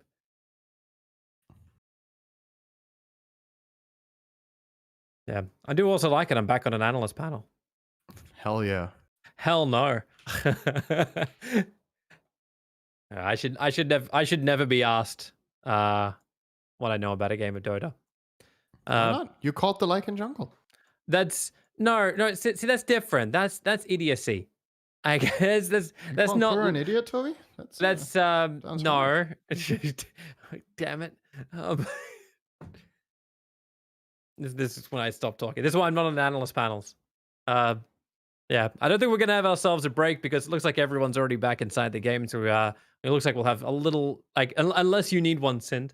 Do you need some downtime? I'll have a sip of water. A sip of I have my beverage. Stay hydrated.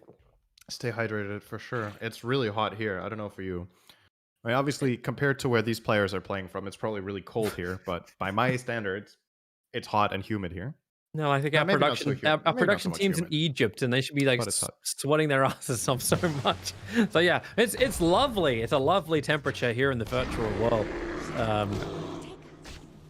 God, this was that fun fight up on top lane.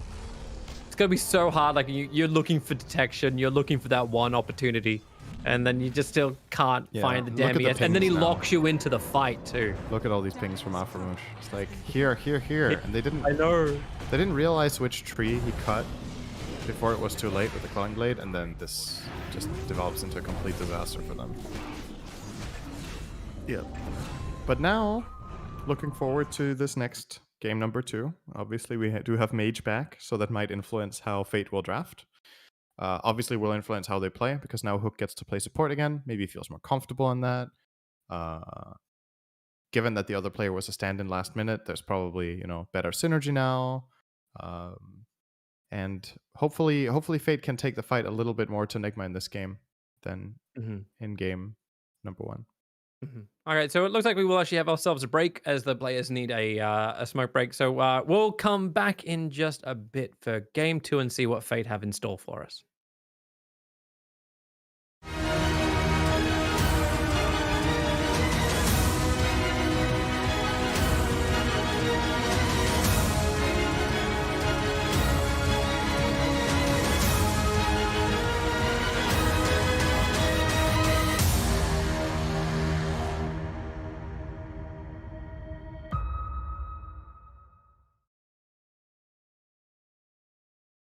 راح يبين انفورشنت بالنسبه للسبكتر كان بيستخدم الداجر تبعه على طول بيطلع بالهون هل ممكن انه يرجع على منطقه فعلا سيف تكون ولا لا هون بنتقل فيها بس ستاند موجود بيناتهم ويتش دكتور عمر بيجي على الباك لاين سيف كنترول راح يكون موجود فيه على اي بلاي فور ذا وين بس الدامج على التو هيروز واحد منهم سبكتر سباي بنشو راح يكون ميت على الباك لاين مورفلينك حاليا بالتول خرافيه اي بلاي فور ذا وين عمر بيكون موجود بالمكان البيرفكت ليدن تيم فايت بيكي بيوزز راح تكون موجوده بالنتورك سبريكن رانينج داون وبيعمل باشين ودامج كثير عالي على هذا الفورس تريبل راح يكون موجود اي بلاي فور ذا وين سكيورينج التيم فايت في هاي الايكو سلام بيوتيفول ايكو سلام الجانج بس ستيل انهم عمالهم بيحاولوا يعملوا برشر اكثر على اللي فوق خصوصا انه مورفلينج عماله بيعمل سبليت بوش تحت وقرب كثير على الشوت جن فخلينا نشوف كيف تيم ريفنج حيرد على هذا الحكي.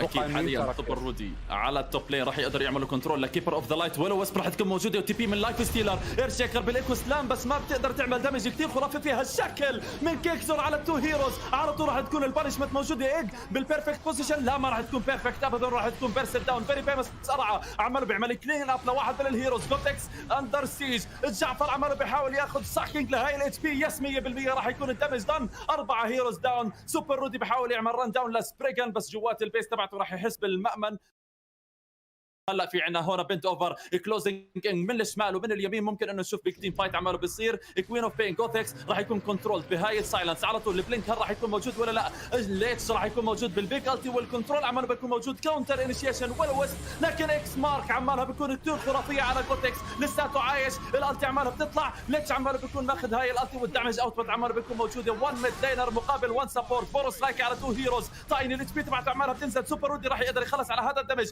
برايمر راح تكون موجوده على فيري فيمس قرعه ما راح يكون الدمج كافي. في عندنا شيب كمان عماله بيعمل فيها كنترول على سبريجن. التورنت عماله بتكون موجوده. هل راح يقدروا يخلصوا عليه ولا لا؟ باتل ترانس عماله بتكون موجوده. كايتد ما في مجال انه يقدر يطلع منها حتى مع البلايتنج لايت. سبريجن راح يكون ايفنتشولي داون هون. كنترول راح يكون موجود بالاكس مارك. حتى لو ما في مانا راح يكون في بورو سترايك والكنترول از بيرفكت والفايت از بيرفكت وبند اوفر في جيم 2 عمالهم بيكونوا بيرفكت.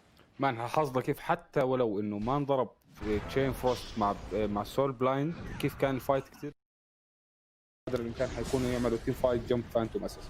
جوثكس بالميد لين عمال بيحاول يعمل البلاي ميتيور بوب الاتش بي تبعته عمالها بتنزل سنو بول فورس وبنفس الوقت السكند استرال ستيب عمالها بتكون موجوده من كيكسر على الميد لين راح يكون موجود. كيكسر بيحاول يعمل البلاي. الشادو ريز راح تكون بيرفكت بنفس الوقت. فيسلس وايت بحاول انه يقرب المسافه كانوا راح يحبوا 100% انهم ياخذوا البلاي على جوثكس. جوثكس عماله بيكون التشيزي هيرو بنفس الوقت مع الاركين رون على المنطقه الثانيه. في عندنا ريكويم سبريجن راح يكون بيرستد داون وهاي هي فعلا الادفانتج تبعت بند اوفر على هاي البي اي. الستان على الباك لاينز راح تكون موجوده. كرونوسفير بيرفكت على 2 هيروز على برا هاي الكرونو راح يكون موجود عندنا كل الهيروز اللي كملوا هذا الدمج اوت تاز في مكان كثير غلط. لسه ضايل له 1 سكند هاي البلينك راح يقدر يجي على المنطقه السيف ولساتهم عمالهم بيجيبوا هيروز هون على الميدلين. بيكون في عندنا السنوبول زيتي ممكن يكون برضه كمان تشين فيد. هذا التي بي اللي عماله بصير ريفنج ممكن ادفانتج كثير كبير عمالهم بيخسروه. لكن على الباك لاين تاز بيج سونيك ويف عمالها بتطلع هون وبيقدر انهم ياخذ فيها كل. بس في عندي 4 هيروز داون وخليهم حتى ممكن يصيروا 5 فول تيم وايب. كان ممكن نعتبره بهذا التيم فايت لتيم بند اوفر. يكون على منطقه ثانيه بس الديس انجيج راح يكون سكسسفول. البلينك راح يكون موجود على الافروموش. ما في ديس انجيج ما في شيء اسمه سكسسفول. هون هاي جراند فاينل. جوثكس لازم يموت. وهون حاليا راح يقدر يطلع من السايلنس ومن التشين وراح يكون الريتيرن كل موجود من سبريجن على الباك لاين على هذا الروبيك. ولساته الفايت راح يكون موجود. في مجال انه يطلع ميج راح يكون باريس هون بهذا الفايت. سبكتر كمان هون في عليه الكنترول راح يكون موجود. السترينج كان كثير عالي عند الجوثكس لما عمل هاي الستان. بورو سترايك خلال ثانيه واحده راح تطلع. وفي عندنا كان ابدون بالشيلد ما قدر انه يطلعوا هون من هاي الستان لانه كان بس مجرد سيفنج. على طول جوثكس على الباك لاين راح يقدر يطلع ويخلص عليه. ابدون مان فايتنج رانينج داون هذا الاس كي راح يقدر يخلص على الكل. بس السبيس اللي عماله بياخذه من الادابتيف سترايك ممكن يكون في عندنا تيكينج داون بس اعطاهم البورو سترايك واعطاهم الكل عليه. مان الجيم روشان في عندنا بلينك داجر كمان راح يكون موجود على هذا الكرونوس بالليجن كوماندر. بنفس الوقت في عندنا النمبرز عماله بتكون موجوده بين كنترولينج بين نايت مير وراح تكون الستارتنج تبع التيم فايت. بالرغم من انه اخذ الاكس فهنا في عندنا كاونتر انيشيت عماله بيطلع. بنفس الوقت جلوبال سايلنس هيوج عماله بتكون. الايج عماله بتطلع. راح يكون في عندنا فورسال موفمنت. الدامج اوتبوت عماله بيكون كثير خرافي. ريد كينج ستاندينج فيرم والايج ما راح تكون فعليا.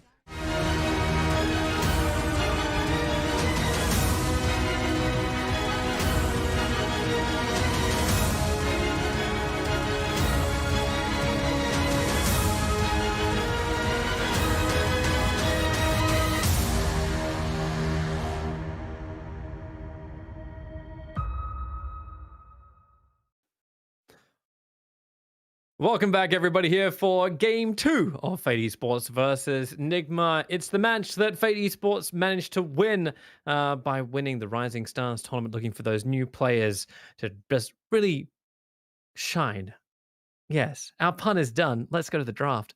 And I apologize that this has managed to happen. I gave MC shit for calling himself Miracle.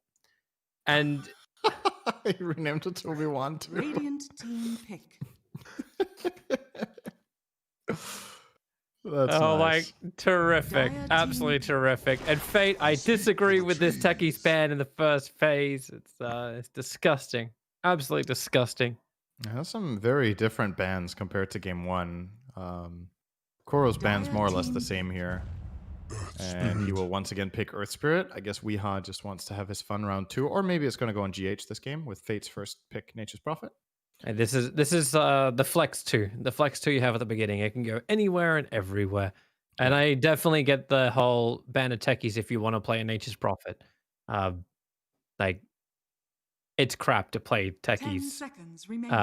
Actually, it's not that bad to play Nature's Prophet against the techies. That's actually 5 okay. seconds remaining. Yeah, I would think that's okay. As long as you don't TP into blind spots in trees, you're gonna be Radiant okay team most of pick. the time. Keeper of the Light. So GH, probably a bit of a treat here for the fans. Mm-hmm. Assuming that he plays Classic it. Kuro TI does play winning Caudal. classic. Yep.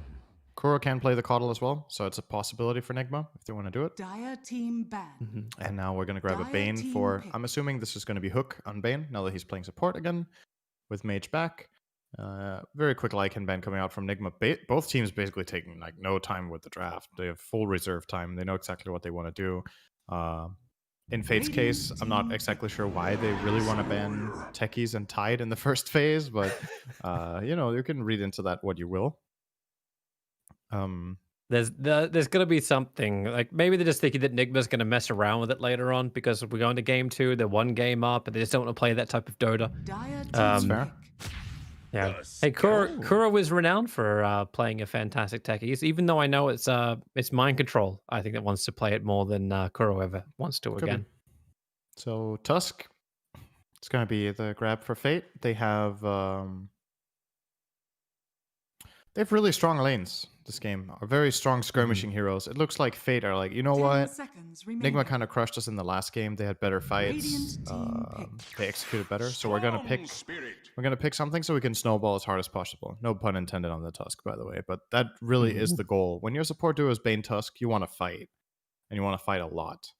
Nigma identifying this will grab themselves a Storm Spirit for Miracle, so they can catch the Nature's Prophet. They have a very mobile hero that can maybe deal with playing around 10 Bane and seconds Tusk, remaining. so they can't get on top of it. Looks pretty solid. And you have it with Caudal, 5 who can give you seconds mana, remaining. so that's very nice. Dire team ban. Classic pairing. Queen of pain. This is a lot of nice early aggression, good rotations, continuing in with Fate's lineup with the Queen of Pain. I wonder though if it's Arcana or not. The biggest question of all. Very important question. It is because then which color Arcana as well? I haven't checked their battle 10 pass seconds levels. remaining. Who would? Five I'm having a seconds look remaining. based on game 1, and as far as I can see, nobody's in range for it currently, at least. So it will probably be without Arcana, Toby. Sorry to disappoint there. Even though that is an outstanding Arcana, I gotta say. I loved it from the fan art, and I love the way it looks in game, and the spell effects, Radiant everything is super team cool. ban. It's one of my Yeah. favorites in the game. Radiant team I pick. still My think favorite fan art. the greatest if you can call it a set is actually just the anti-mage persona. I think that actually looks the most fun.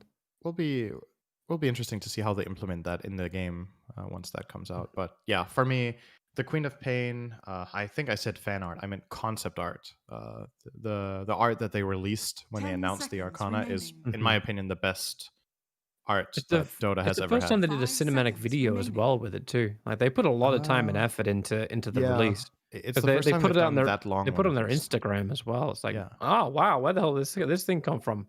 But you know which image I'm talking about, like the original one. Yeah. The one that is in the Battle Pass announcement is just Yep. so good.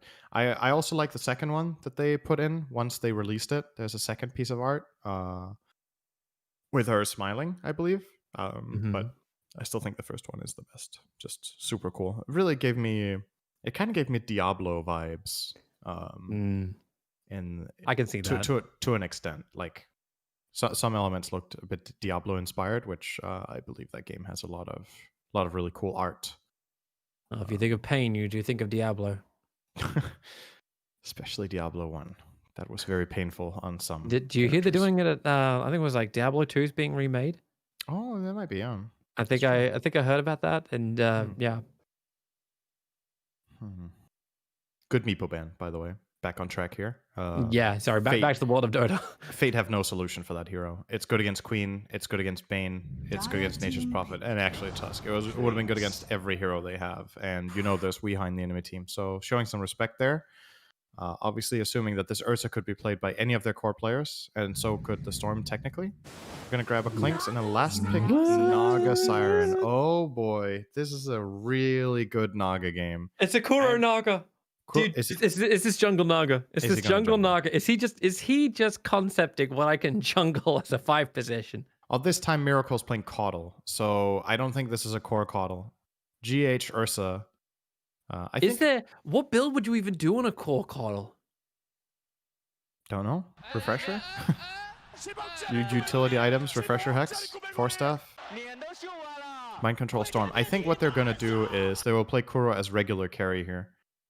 And GH will play 4 Ursa, and Miracle will be 5 Caudle. That's my prediction.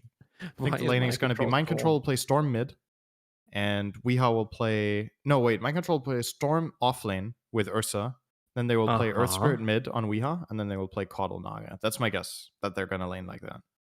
Okay. If Naga gets farmed this game, it is insanely good. There's so little AoE on the Fate side. The hero owns Clinks completely. I would say it's good, very good against Tusk and Bane later on in the game. But like we focused on, the positives for Fate is how much they can do in the early game, right? They have very good lanes that they can try to take advantage of.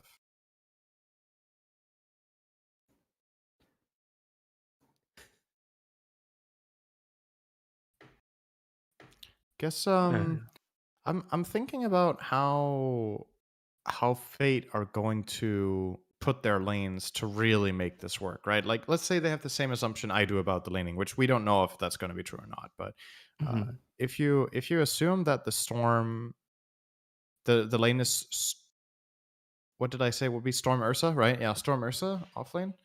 You could possibly, you could safe lane your Quap against this. You could do Quap Tusk or Quap Bane, insanely powerful lanes. Put the Clinks mid, let him farm against the what we would presume would be an Earth Spirit. It's a completely fine lane for Clinks to farm in, I think.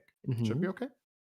And then you could try to challenge the Naga Caudle lane with Furion +1, which I don't think you win on paper, but I think the trade-off is probably good enough that you do want to do that as Fate.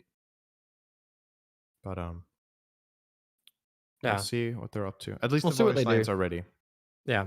At least I can also say the Queen of Pain, both dagger and wings do look very nice. Yeah. It's not Arcana, but it still looks nice. I hope you can still combine those things. Like how much can you knock? I don't know. Like once you have the Arcana, can you still use other items? Yeah, you can. I don't know which slot it uses. I'm assuming the Arcana only uses one slot. I don't have it myself yet. I definitely want to get it before the end of the battle pass, but yeah, I haven't got myself the Quap one just yet. Well, you just got to keep playing, leveling up the old-fashioned way, right? This is a free-to-play game, right? Yeah. I think reaching the Quap one will be difficult. I wonder actually, like, if there's a calculation, how many hours of Dota you would have to play to reach that. I think it is. I'm gonna go out on a limb here and say it's mathematically impossible to get the Quap one only by playing the game, unless the summer event that is yet to be released has a lot of battle pass levels in it. You can't get it. And I mean, when you think about it, when you think about other Arcanas, it's like saying, you know, you also can't obtain the other Arcanas in the game without buying them, right? So you're not gonna. Well, technically, if you play enough, you can get it as a random drop, which is astronomically unlikely, or you can get it in a Rylai wheel from the battle pass. I love what you. So Miracle is currently body blocking GH, so we can't run out to the lane in time. He's just. They're hurting each other right now, and I'm not quite certain. Like, it looks like Caudle is built for support, but this doesn't feel like a full support build from the Keeper of the Light. Meanwhile, Kuro is back in base using mirror images to move out and scout too, and he's built himself up for what looks to be mid. No, Wee's already there, and he's already very much itemized for this. I think he's actually itemized. He is jungling. He's actually jungling. Obviously, you can't go like, I'm going to get like double stout shields, and like poor man's shield is wait for 7. It did call the offlane Storm at least, Toby, so we got that one right. That we did. But GH is carry Ursa. GH, by the way, I think people a lot of the time forget this because he's so famous for his position 4. GH mainly got discovered for his mid play, actually. He played an insane Magnus. I very much remember that before he got big in the international scene. His Magnus was incredible. And a lot of the time in pub games, you'll actually find him playing core. Whether it's carry or mid lane, he just likes playing Dota, I think. I don't think he cares too much what role he plays. So, oh boy, speaking of that, let's Aframush is He's taking a fine. beating. But Like until you get Fury swipes on the Ursa, it doesn't really feel like he's going to be that intimidating. And they already had to give him the Mango. One of them from the Keeper of the Light because he went Blinding Light first and no Chakra. It's just positional. as for the side of Fate, they're gonna put the Queen of Pain mid. Had the option of putting it safe lane, but they are gonna play it stable or standard, if you will. They're putting the carry safe lane in the Clinks, and then yeah, Mind Control is kind of struggling here. Trying to pull the wave against Bane is not gonna work. I don't even know how you do this. Like, he has to TP out now, right? He is actually dead now. He's either dead or taking forever. And he did at least successfully... No, he didn't even successfully stack the wave. This is absolutely horrible for him. Well, okay. Look is trying to find him. He's like, what happened? It's fine. Naga's in the jungle, right? And you hit the the better timing at level 2 this time around. He's trying to get a kill on the range creep here, and he's probably gonna die for it. But He needs to one get more this, attack. yes. Yeah, he got it. Does he die at the wave? He wants to outrun it. This is Clowny. Buys 3 mangoes and a clarity, and then commits suicide to the tier 1 tower on bottom. And he still didn't manage to stack the wave, so Firo is still gonna be able to just stabilize the lane. He didn't really... A lot of the time when you skip waves like this, you pull them around in a circle, and then the end outcome is that the enemy gets a double wave, so they push you into tower, and then you get experience. But all Mind Control got for this was one lousy range creep. That's all he got. So, not too good for his efforts. But at the very least, he's keeping Bane very busy. I'm interested, like, what kind of space this creates. Like, you're still running a 2-2 lane up on top, and it creates space for the jungle, but jungle Dota hasn't been a thing in, well, forever. I actually can't remember the last time when a jungler was actually a positional. Oh, looks like Miracle getting caught out. Aframush actually locks him inside the shards. Quick fairy fire. Salve's also available. A quick jump forward from GH. Creates a space. And Miracle will be able to heal himself up. Now, pretty surprising here in mid, Weehaw is actually currently leading against Mage. Earth Spirit against Quap. I like this from Storm. Like, if Bane walks in on him... Okay, never mind. That's a level 1 remnant that does almost no damage. Never mind. I don't like this. I take it back. I take it back. My control goes down the off lane.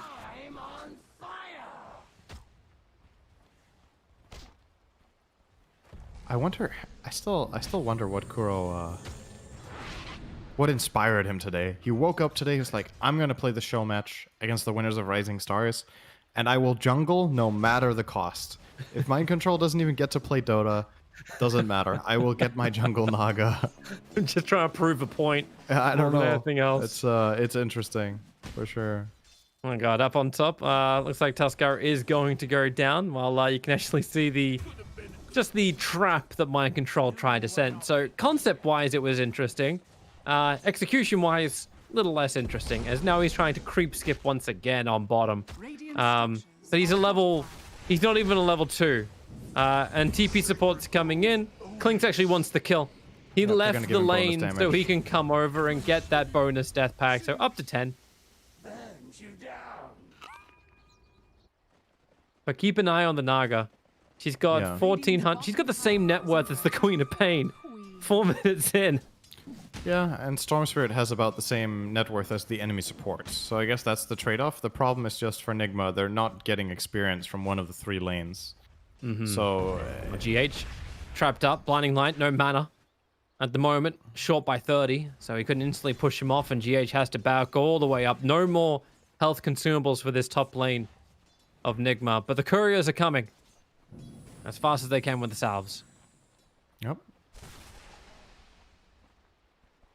Kuro's going to continue to farm. And we have to focus a little bit on this Naga. I know it's not... Oh, nice shards.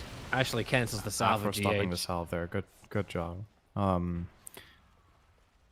Yeah, it's not the most exciting hero to watch, the Naga, but it feels like this is the kind of game where it ends up being the story of the game. Either it works out for Kuro, and he ends up carrying, or the fact that he put Naga jungle kind of just sabotaged Mind Control's entire game. It's one or the other. That's cute for Miracle. He used Blinding Light to push Afro off the rune, so he's able to get one. The TP out from Prophet's gonna be successful as well. Mind control, bottom. Oh, again. He should be okay. He'll get some experience here, actually. Oh, Very he nice salved and again. refreshing. He actually lost his salve. I think he should have fairy fired that instead of salving first.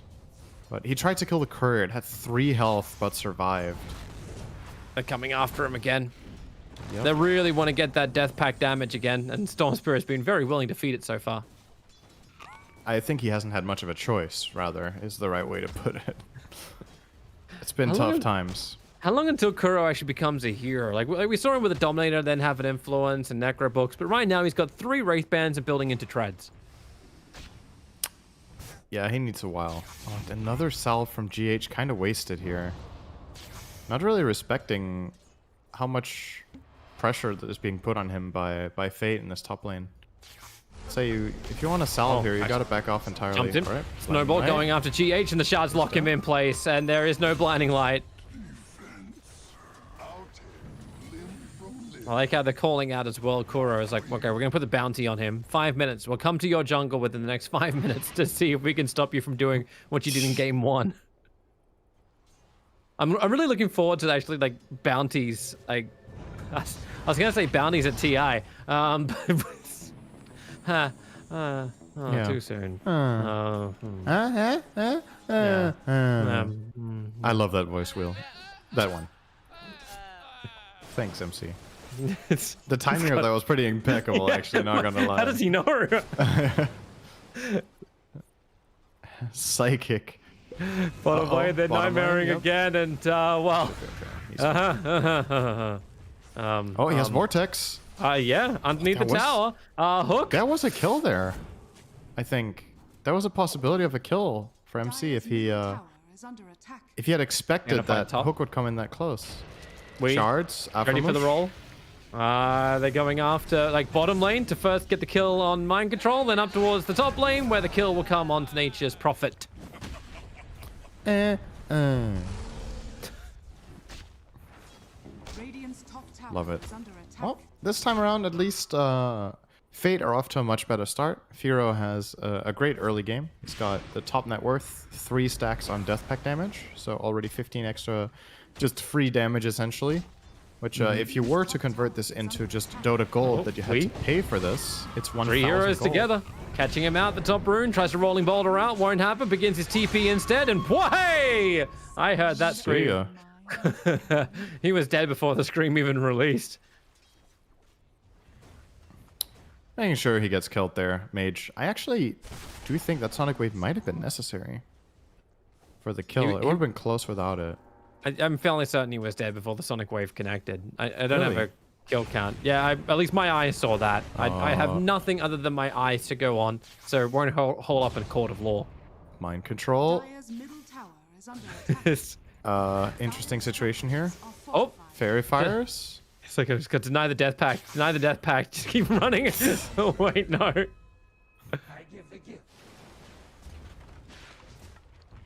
And now mid lane. Gonna have a crack over at Kuro, trying to get the mirror image up as quick as he possibly could. That's a lot of armor they've got to get through with the blind line, pushing it back out. Difficult to get the damage out. Naga Siren still alive underneath the tier 1 tower until the scream from Mage will finish the job. Tower is under attack. Now GH wants his own fight. Will-O-Wisp actually gets the Tusker just on the edge and rolling ball forward with a kick. Weehaw reaches his target of Tusk, but they're a little deep in. Miracle doesn't have a lot of life to work with. Blinding good Light trying to Nightmare. push back the Bane, the Nightmare, keeping GH under control. One last Chakram, something to give him on the road, while rolling boulder from Wee underneath the tower. Mage just wants to TP away to safety, the right thing to do. Had enough life to complete. Dire's top tower is under attack. Still becoming a pretty substantial lead here for Fate now. Both looking Queen at- of Pain and Klink's having Klink's? very good games. Clinks wants GH. Yeah. Doesn't have the ultimate available. They need the snowball control, and they've got it. And that's now plus 25 over on the Clinks. And to answer your question about when does Naga become a hero, well, if the enemy team jumps on you, you at least tank, which is what happened there. But as far as offensive potential goes for Kuro, it's quite far away. Now he has triple Wraithband treads, which is, you know, it's pretty good farm. He's top net worth in his team. We's But in if he trouble. wants to go for Manta and then Diffusal, we're talking... Oh, they didn't block him. 15 minutes probably. The Snowball's going to keep up with him. He rolled out underneath the Observer Ward, so Wee does go down. They brought 5 heroes to kill off Wee. Mind control level 6. Hope. Well, what do you know? Now he actually gets to play, because now he's a really difficult kill for them. Radiant's bottom tower is They are not... They are buying Orchid on Mage, which is quite far away. But outside of that, the only real catch they have for him is Fiend's Grip. Not accounting for, say, a Tusk Invis Rune or whatever with a punch into Snowball stun. But Would it be obviously, better if you to actually- Snowball first, it's very easy Well, we to better block. get like Orchids on Clinks, and also like the old school, like the older build for Clinks to go against the Storm Spirit. But he at least can get the silence off on Storm before he can react, while Queen of Pain has to blink in or something. Yeah, I think Firo actually needs to, as Miracle will get killed here by Mage, I think Firo needs to get damage for his team. The Quap will buy this a bit of utility, and if the Nature's Prophet is also buying Orchid, you shouldn't buy 3, right? Yeah. It's too much Yeah. of the same thing. You need to make sure you have the damage through eventual BKBs and Stop. whatnot. Hook bottom. He's dead. Initiation onto the Bane. How's he played the Nightmare out? Nightmare 1, Fiend Script the other. Somebody come and help me. Nope, Enrage. Able to break free a little bit faster, but Nature's Prophet's TPing in the shards. Mind Control using every bit of mana he's got to get back to the tier 1 tower. They do force the rotations while in mid. Clinks gets brought down by Weeha. Working with the Naga Siren. Oh, now Aframush is in trouble as well. He snowballed defensively. He only has a punch now. It's the only thing that'll buy him time. GH actually doesn't have mana for another jump, or that was a kill. Running low there for Earthshock. No Coddle to help him. So at the very least, for Aframush, he does stay alive. And maybe now they can turn. 3 seconds, snowball ready. He's baiting GH. Yeah. There's the sleep. A little bit of overlap of spells, but Wait for the punch. he's dead. Got him. That trick won the great brawl at Whitefields. At the same time, I would say at the same time you're killing a support, but that's not the way that's played right now. Miracle's getting his space up on top, but you see the Clinks moving quickly. Radiant are scanning. You can't get the death pack damage from this, but it should be a pretty simple kill. Actually, maybe not with the blinding light. No, I don't think he can kill him. If Miracle is quick on the buttons here. Radiant's middle Wanted to channel, wanted to channel, wanted to channel, wanted to TP. He has no stuns. Now you just need to hit. One more Searing Arrow will do the job. Does he needs to walk run back in again? Straight. Oh, actually, straight right is fine too. And now he's going to get Tranquil Boots, so he'll Bottom actually lane. heal up to full again. Weep will be brought down. GH working with Mind Control to make sure they can catch out Nature's Prophet. One Vortex to cancel the TP away to safety. And Kuro's going to come in and kill Kyoha. Oh, come on. You did nothing. I'm helping. Oh, Miracle's able to TP down to the outpost, giving GH another quick jump. Thanks to Chakra, but no one's there. I did that. Hey, it's all for his meta timing. It's not like, oh, no, I'm not going to build a fusel or anything like this. It might actually help my team. No, I'm just going to go straight in for Manta. Queen of Pain's in here. No Sonic Wave available. Caught up the Will-O-Wisp. Snowball forward. They're looking for GH as the Brain Tap actually kills him before the Snowball connects him with the Fiend's Grip. They get a little bit of control before Storm once again getting on top of Hook, but now he's trapped out. He'll have to ball lining forward. One more attack will do the job. Even with the Riptides, Hook will survive underneath the tier 1 tower while the Burning Army will begin. Song of the Siren doesn't put them to death. In fact, they're using the Song of the Siren to clean up some of the Burning Army, but they haven't used it to retreat. There's still 4 heroes asleep. together. The Nightmare on Naga. A kick forward. Now the Rolling Boulder forward too. They're going after XD, or Root, underneath the tower. Goodbye, Miracle. Low on mana for the Clinks. This may not be so great for a little bit longer a time. Great TP away. Already to safety for the Queen of Pain. Dodging the Rolling Boulder forward from Wee. While Dust being triggered. Mind Control still wants more of a kill, and maybe they get it on Nature's Prophet. Isla not in a great position. Unless the Wrath of Nature goes, so he's got a little bit more damage to help out his teammates, and they can look to bring down Mind Control. And they also did kill Wee with the Wrath of Nature, so very nice. That was a lot of gold. And a lot of experience gained for the Radiant. You know, overall, the fight is a pretty even outcome, as maybe Afro will die here. We'll see well, but GH is going to pay his own life. See how much damage he can do in return. No. He got a creep. Nice. Value. As Mistake is pointing out, though, this Clink's death pick damage is starting to become kind of an issue, you know? Like, he's going to get Deso in 400 gold. Oh, well, Rolling that's the Boulder solution. forward. That'll How help. how do you stop damage? Just kill him. Nigma, Hook can actually create a little of extra space. Nightmare, he doesn't have Fiend's Grip. Sonic Wave, a rolling boulder. Weeha, the Searing Arrows actually chased him as well. Maybe Mind Control can finish the job. Some extra help will arrive from Keeper of the Light, giving him the chakra. He's vortexing the pushback Queen of Pain. So Mind Control does have the double kill. He's so low on life. One charges in 1 second time. He needs to get to the river where his Ocean Heart could do something. Now GH will join the fight, but Mage blinks forward, catching Mind Control before he can do anything to get away, and Mage's TP will be successful.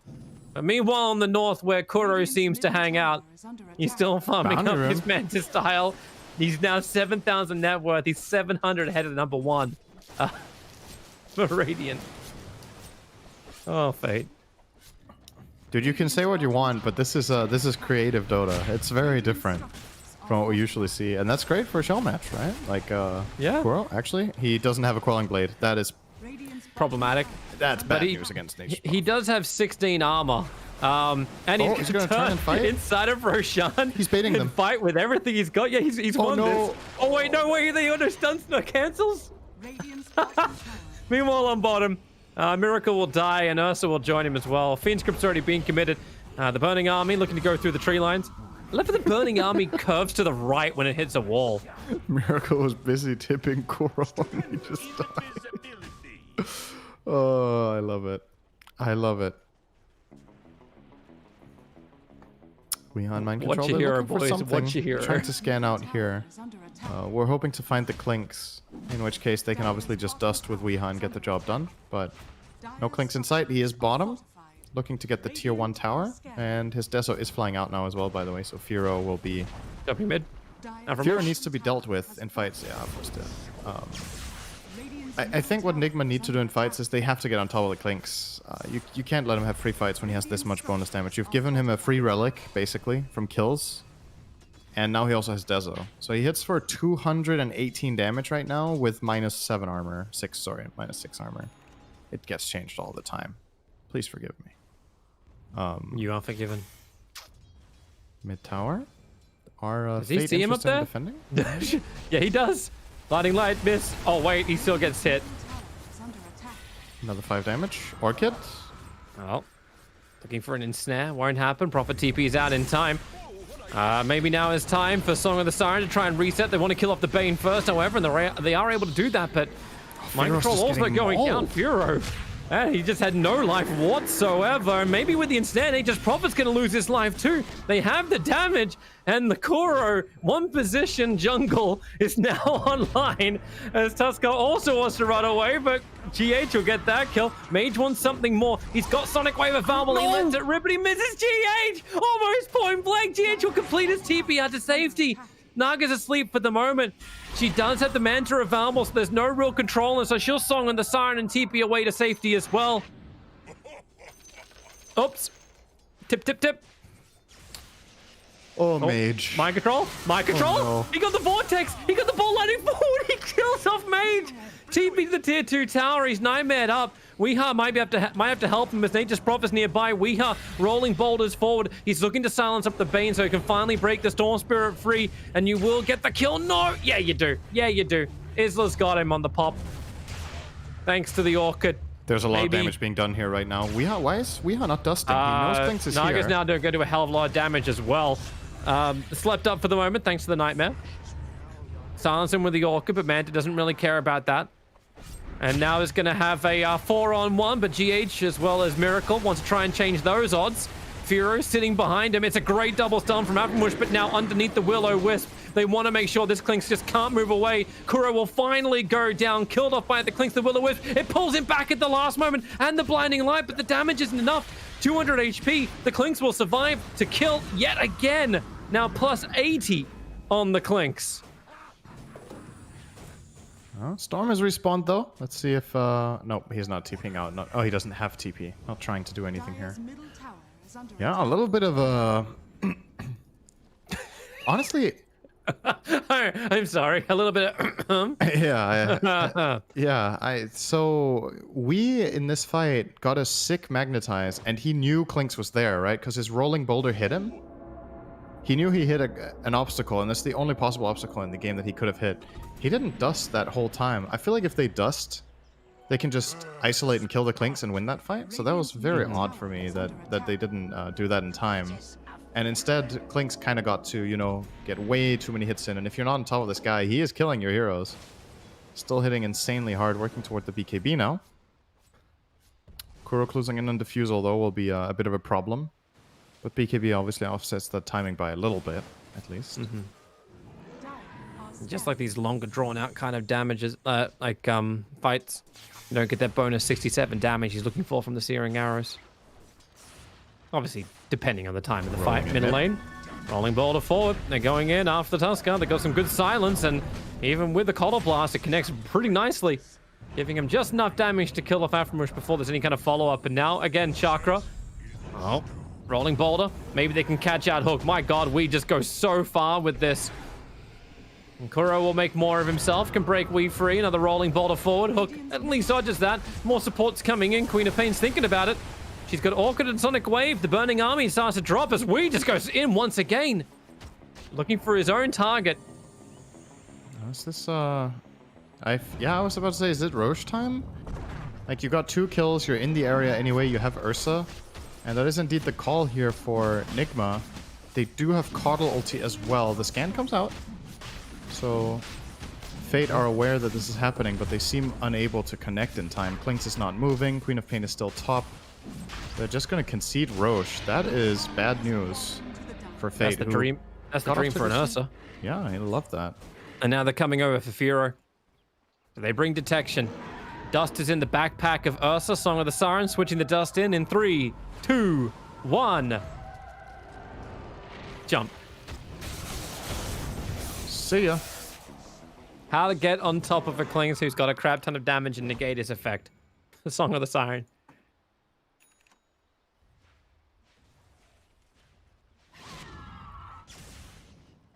That's a dream room for a Storm Spirit. Yeah, not only does it get regen, he was out of mana. So that is absolutely perfect timing here for Mind Control. Doesn't seem to be using it though. A little bit surprising. Usually when you get a regen rune on Storm, you jump everywhere. What he wanted to get is Kaya, and now he actually got full mana, so the regen expired. I mean, it's not his most played hero, so... But still, Rolling boulder forward. They're still hunting the Queen of Pain. Maybe they'll find the mango tree sometime soon as well. Uh-oh.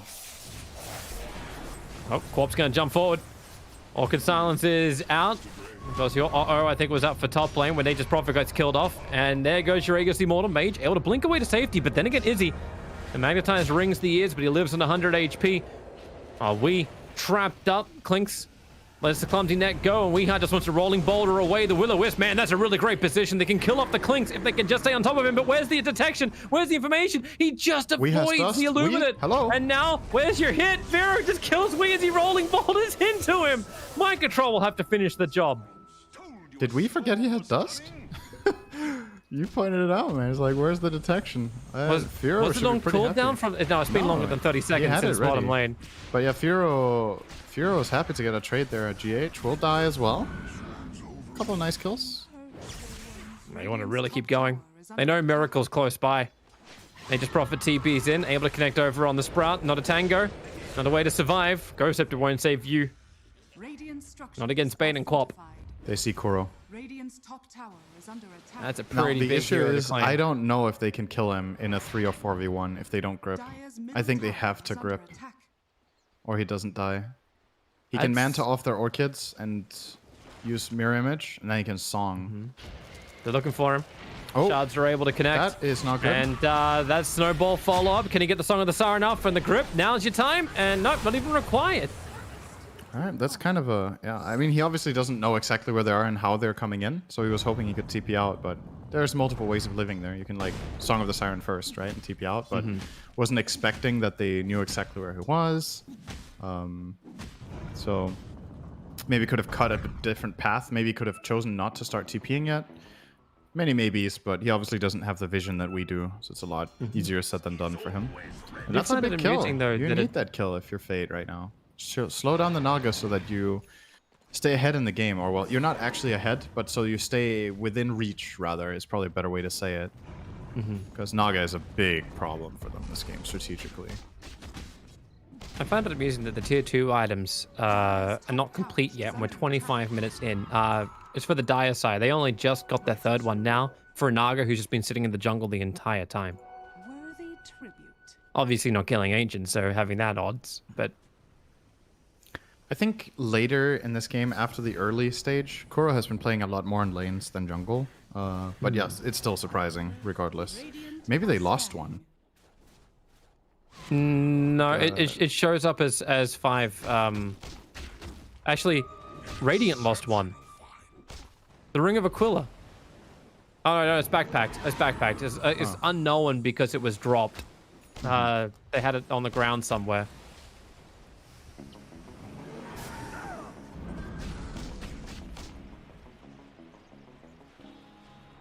Firo's gonna grab his BKB. Big item alert. He's still not safe though. He still dies if Naga or Ursa get on top of him and get to hit a lot, but it will definitely help. Isla. Oh, nice BKB. Mage will come in as well, and well, Mind Control's gonna suck up on the hill. Now he's stuck up on a different type of hill to then get Sonic Wave down. Buys back instantly, wants to be part of this fight. Song of the Siren is available. Do they try and reset this one? As Miracle able to get his ulti off, the BK beat up. Clinks just wasn't even looking over towards the Coddle. Now it's the job of Mage to finish that job as Naga TPing out on 11 HP. Kuro is able to survive. So Mind Control can finish the job over on Tusker, or at least he's attempting to do that. Mage is finally brought down by GH, and they want to kill off Isla. No BKB, they know it. Rolling Boulder onto him. Mind Control's finally finished his job with the Tusker, and that's a triple kill for GH. Double damage Ursa, who survives the entire fight, and Naga escaping on 11 HP. That was so close. Kuro, he used, I think he used Mirror Image when he was on 2/3 HP already from the initial Sonic Wave. So his illusions weren't that tanky, and it was easier for them to isolate and find the real Naga. Then he gets a clutch Manta off in the end and just barely gets away, like you said. So that was on a basically 1% health. Or less. What did you say it was? Was it 11? It was 11 HP. That's 0.5% health. And it kind of has a huge impact on that fight. Because if Kuro dies, even if the rest of the fight is the same, it doesn't feel as bad. Yeah, you get to watch it again. Yep. This is the start of the fight. I like how at least you got a good vision on the hillside, thanks to Mind Control jumping up.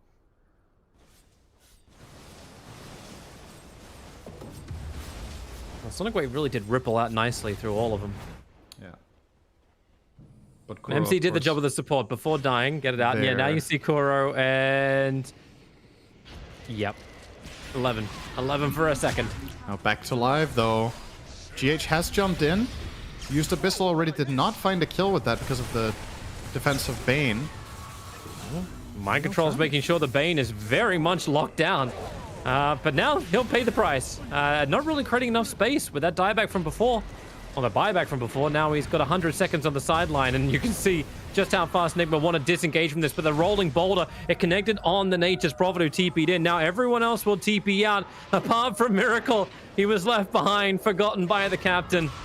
And Sonic Wave will ensure he goes down. Yeah, might have actually been needed. He was Ghost Scepter TPing. They had no stuns for him. So, yeah. All right. It's something for Fate. They unfortunately can't take Roche because he's dead. But maybe they can look toward a tier 2 tower. Nigma want to fight this. Entry, and they thought they could have a fight, but Weehar is the one being caught out with the comms net controlling in the Blade Mail, just stopping the damage for the moment. Rolling Boulder out. There's no way. Is he actually going to walk away from this? Back to the tier 3 tower, and another quick Rolling Boulder back to the fountain. But no, Prophet, he's TP'd in the Rolling Boulder, and he gets back to the fountain the whole way. And Nature's Prophet, is someone going to stun? No, they don't. I think he's out to safety, but Kuro's Fiend Script. Kuro is underneath the outpost, and they'll flip him with the Walrus Punch, and that is 60 seconds on the sideline now for the Naga Siren. I'm surprised we didn't roll back onto the Nature's Prophet inside his own base there and try to kick him into the fountain. It also looked like Mind Control was frantically pinging him after he went out. It's like, why didn't you go on him, man? Come on. Just TPing back out. You could have gone for that. But, yep. Well, at the very least for them, we gets out, but the casualty of Kuro is actually even worse. So, another good pickup for Fate. They're still not favored in this game, but they're starting to equalize it quite a bit. Like, 3 of their heroes still in the top 4. Mid lane. There's they actually found out he was dead. hesitation for a moment from Wee because he thought it was too good to be true again. He thought it was bait. But with the Observer and Sentry, it wasn't bait. Now full Abyssal Ursa, BKB on the way. E-Blade is now done also for Weeha. Items coming left, right, and center. Even the heart is, what was that, like 1,500 gold away from completion. Yeah, and that's big. Like, I'm still... Oh, mind control super dead. He really needs to buy a defensive item. It's like, yeah, you're going to get this Bloodstone, but you're playing against 2 Orchids a Storm. Yules. He is committing for it. Yule would have been a really good item this game, but Mind Control wants his Bloodstone, so Mind Control will get his Bloodstone. That's the way he rolls, right? Yeah.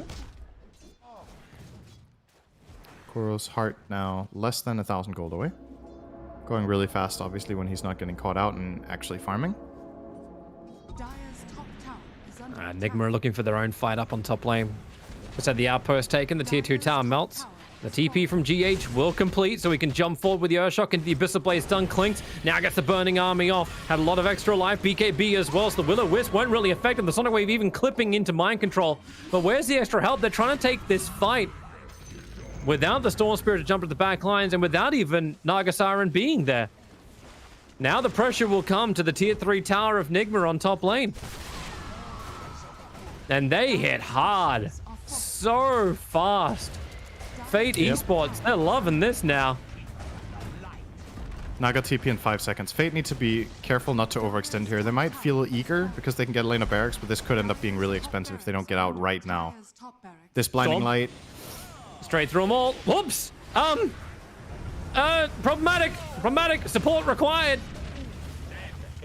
Here comes Mind Control Kuro. goes down to the back lines, but Kuro has arrived and snares up the Bane.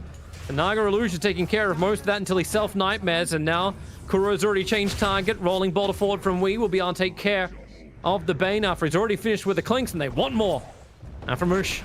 Snowball's available for a quick little save from himself, but yeah, I think he realizes that resistance is futile here. Mind Control was really slow to do a second jump there. He jumped over all of them, and it almost felt like he hesitated to do the second jump. And they get the Orchid out on time. Quick fingers, of course. Also there from Fate to get that. And they got the melee Rex. It's the big one. Sure, the range is still standing, but it's low health here against Nature's Prophet. It's kind of inevitable that it should fall. Unless Nigma you're also really... against a Naga. Like, Yeah. she's finished heart, now going for a butterfly. Kuro is... I think he's trying to prove that there can be 2 1s in a game. Tower is under attack. Well, there's only one right now. That's him. GH? So... Oh, this might be an easy kill. He's saving the Abyssal Blade for exactly that. He knew he would be sprouted up. Needed to jump up. Whoa! Wide ball! He's gonna get one more swipe! One more swipe! Oh, come on! You're kidding me! I'm not! What? Did he lose vision there? I don't know. Fiend's Grip in mid. Weeha is in a lot of trouble. He's got 1 charges available. The Fiend's Grip will last just long enough to make sure that Mage can just finish the job. Dude, I actually can't believe that. That is such an un-GH mistake. Wow. I actually think that kill can't fail if he just clicks ground, but exactly because he jumps and Furion does the perfect turn at the same time, he can miss. You saw he just Earthshocked and he was like, he's dead. He already expected the hero to die. There was like, wait a minute, there was no kill message. Uh-oh. Turns around, and then, wow. Oh boy, this could lead to a Roche.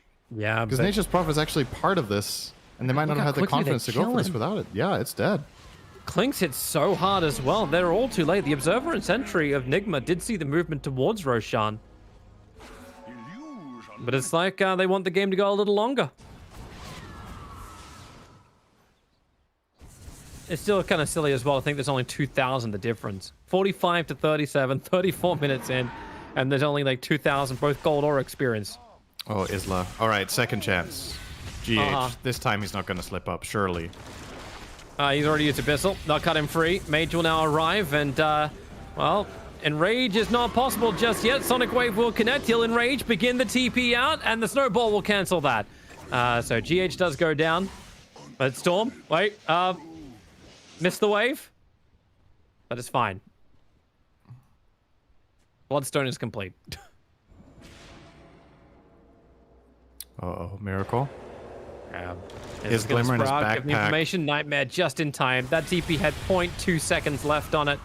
Did he not realize he had glimmer in backpack when he did that? I think he backpacked his glimmer to ward, and then he forgot to swap it back in, so he couldn't glimmer to TP out. The issues you don't normally face is a one This position. is starting to look really bad now for Nigma. I felt like they were getting the game under control, but they've kind of really slipped up in the last 5 minutes. Just a lapse in concentration, honestly. But Storm has cleaned up the bottom lane, so that at the very push has now least. just died in his tracks. The Naga Illusions actually did damage to the tier 3 tower in mid. So they actually reached Weeha. This is an interesting position to be in. He's going to rolling boulder forward, looking for the gank over on Prophet. But Prophet's still got BKB. He's going to Blade Mail on the Earth Spirit. He's going to E-Blade and then begin his own TP out, and they have nothing to stop that. This is Queen's just level space 25. creation. Queen is 25. He has fear. Dire's top barracks are under attack. That is true. Dire's top barracks has fallen. All of a sudden, Mage got so many levels. Radiant's bottom tower is under attack. Clinks. Yeah, snare me all you want. Giving it back to your tier 4 towers. Aegis the Immortal will give him a second life while the Fiend's grip controlling Weeha. Song of the Siren will cancel this as the Ball Lightning Storm preparing to make sure the Bane has no more effect on this fight. Illusions around everyone. The kick, the 3-man silence from Weeha. But BKB will allow Nature's Prophet to stand his ground and fight. But GH very much ready to that task to get rid of him. The Burning Army creates the wall around the mid. Buyback coming in from Prophet so he can rejoin the fight, but they get the bash forward onto the Queen of Pain. She's down for 100 seconds. Now Clinks becomes the new target as Ursa, protected by the E-Blade, a rolling boulder back out again. Can he actually try and fight here? No, he can't. He just get brain sap down to die. However, Kuro can try and fight. Miracle giving a 3-man Ignis. Difficult to move away, impossible for the Bane. Mind Control staying on top of him, but Kuro once more. He hits the ensnare, so Mind Control can ball lightning forward over the top of the Clinks and finish the job. And that whole fight was with a Nature's Prophet buyback, so effectively a 5-for-1 fight for Nigma. They only lost the Ursa. And the thing that really brings it together for them that time is that they finally get to have all 5 heroes in the same spot and use a good Song of the Siren to set themselves up for success. And Kuro's net worth truly gets put to use in this fight. He's going to have a Butterfly next fight, which will make it even worse for the Radiant side. But, yeah, Fate got very close to second lane Rax there. The range Rax only on 400 health, but overextended just a little bit. And now it's getting scary, because now you have 2 or 3 waves pushed in with long respawn timers against a Naga. This is where good Naga players can kind of maintain map control by starting to play on the enemy side of the map. Let's imagine, if you look where Miracle is right now, they could just group up there and send Illusions out to push. We're going to have a replay of the fight, though. Yeah, really great way where you just isolate the Clinks back at the tier 4 towers, but Song just reset. How do you deal with this when 4 of your heroes who are alive, like, are just put napping? Radiant are scared. And they didn't even do it perfectly, right? They had a full-on ball lightning across the entire fight during Song. So Mind Control's initial jump didn't deal damage. Mind Control might be in trouble. Uh-oh. He's Yeah, dead. if we come back live, Orchided, Izzy. Yeah. He bloodstoned wait. up, so a lot of Ah, extra right. life came back in again, and Radiant's Fiend's Grip is available. But now, here comes Weeha. They They waited too snowballed as long. well, but wait, he got silenced by Weeha, so it ends up canceling. They waited so long on the grip. They had an eternity to grip there. Isla's trying to stick with him. He Wait, sprouts what? up, but he won't find the opportunity now on bottom lane. Bane's got nothing left in the tank. GH jumps forward. Easy Abyssal Blaze done. Yeah, Bane's... clutch save. I mean, wait. great save coming in from Wii, but Hook had him sitting in Nightmare for like 4 seconds without gripping. And then when they're finally like, okay, man, in order to get this kill, we have to grip. Go grip. And when he grips, the Earth Spirit connects on the silence, and Mind Control gets to jump out. Aframush finds a courier. This could cost him his life, actually, if Weeha jumps on this opportunity. He's going to find him. He's dead. E-Blade, rolling boulder, keep the stuns coming. GH will arrive as well, but hey, Yoink. Mind Control's here. You need the Bloodstone charge, everybody. It's all for a worthy cause.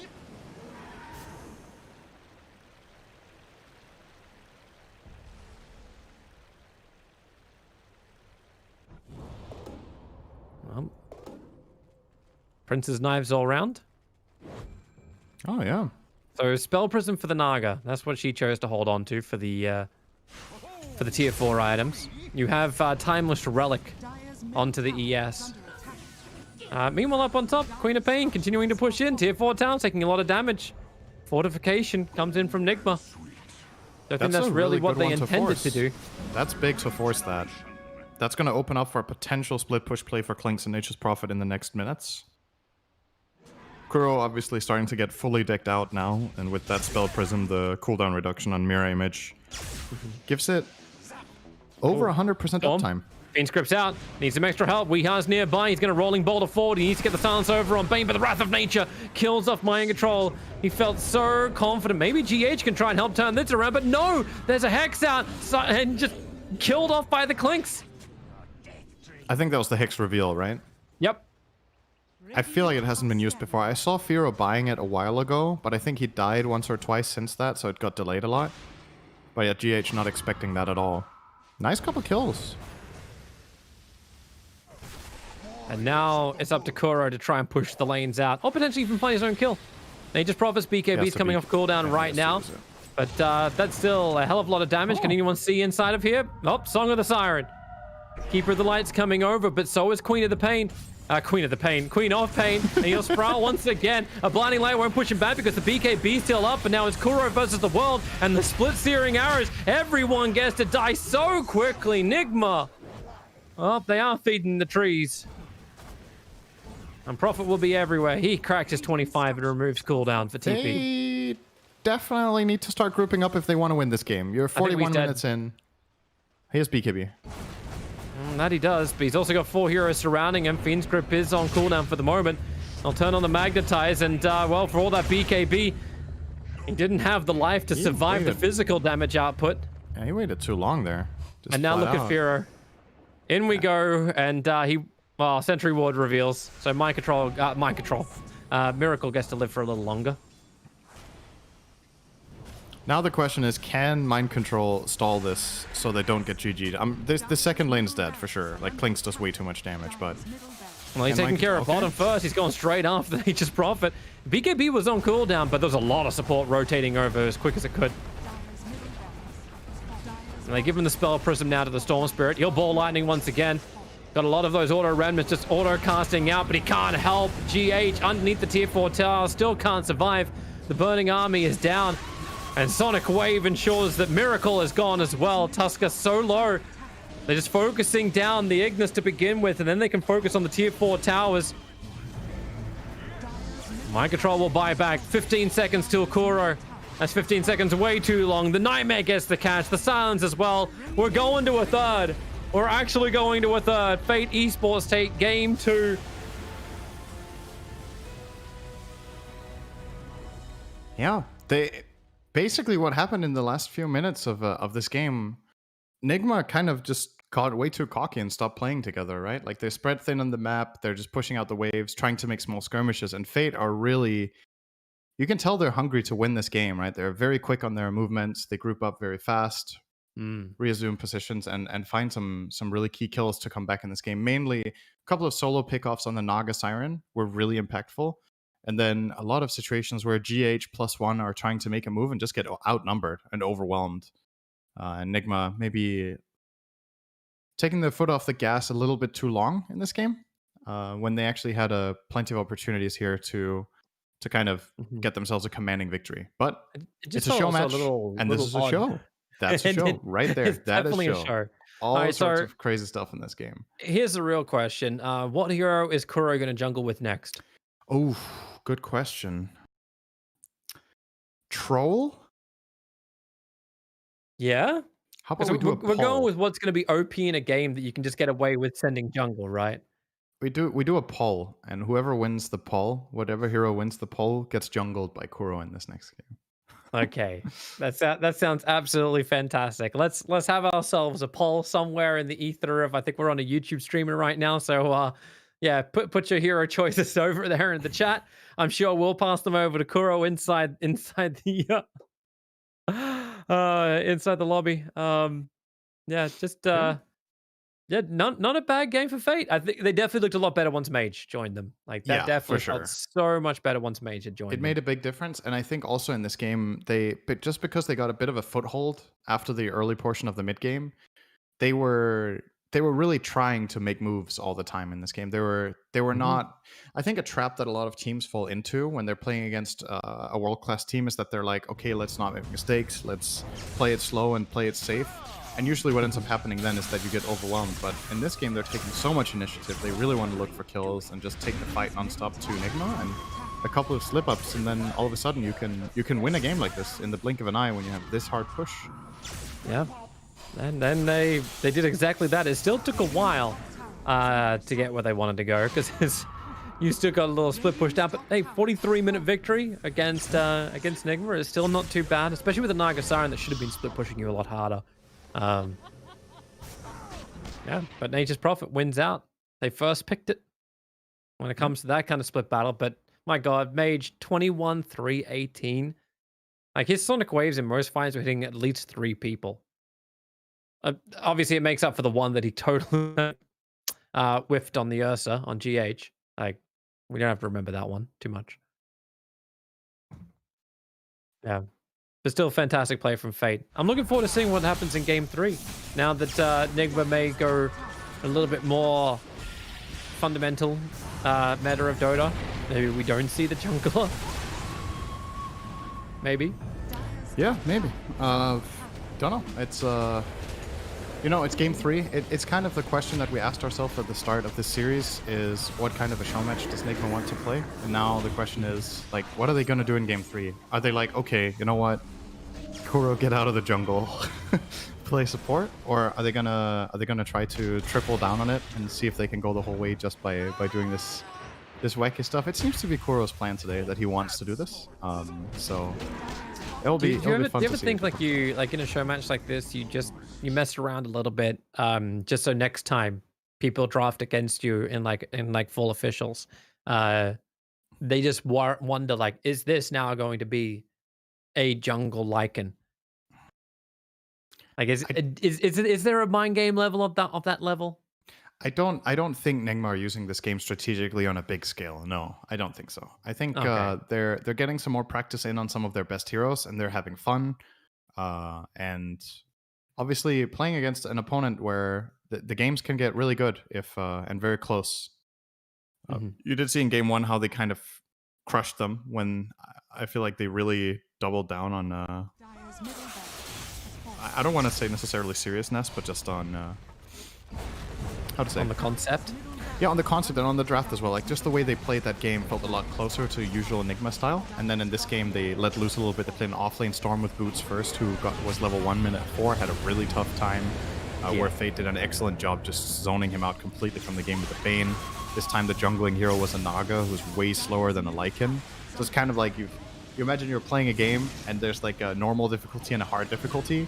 And then we were just like, okay, we beat the game on normal. Let's try hard.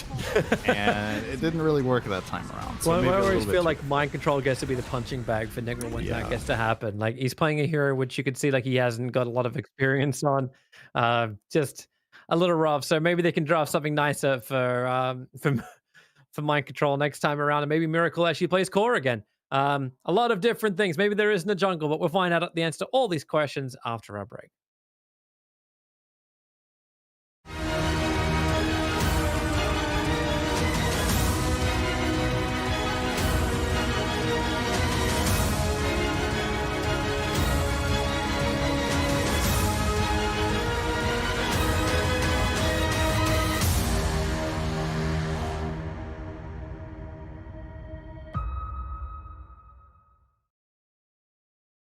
على المكان الموجود فيه سبريغان على طول راح يبين انفورشنت بالنسبه لسبكتر كان بيستخدم الداجر تبعه على طول بيطلع بالهوند هل ممكن انه يرجع على منطقه فعلا سيف تكون ولا لا هون بنتقل فيها بس ستات موجود بيناتهم ويتش دكتور عمر بيجي على الباك لاين كنترول راح يكون موجود فيه على اي بلاي فور ذا وين بس الدامج على التو هيروز واحد منهم سبكتر سباي فينشويلا راح يكون ميت على الباك لاين مورفلينك حاليا بالتول خرافيه اي بلاي فور ذا وين عمر بيكون موجود بالمكان البيرفكت ليد تيم فايت بيكي بيوزز راح تكون موجوده بالنتورك سبريغان لايننج داون بيعمل باشينج ودامج كثير عالي على هذا الفورس تريبل راح يكون موجود موجود. I play for the win securing التيم فايت في هاي الايكوسلام. beautiful ايكوسلام.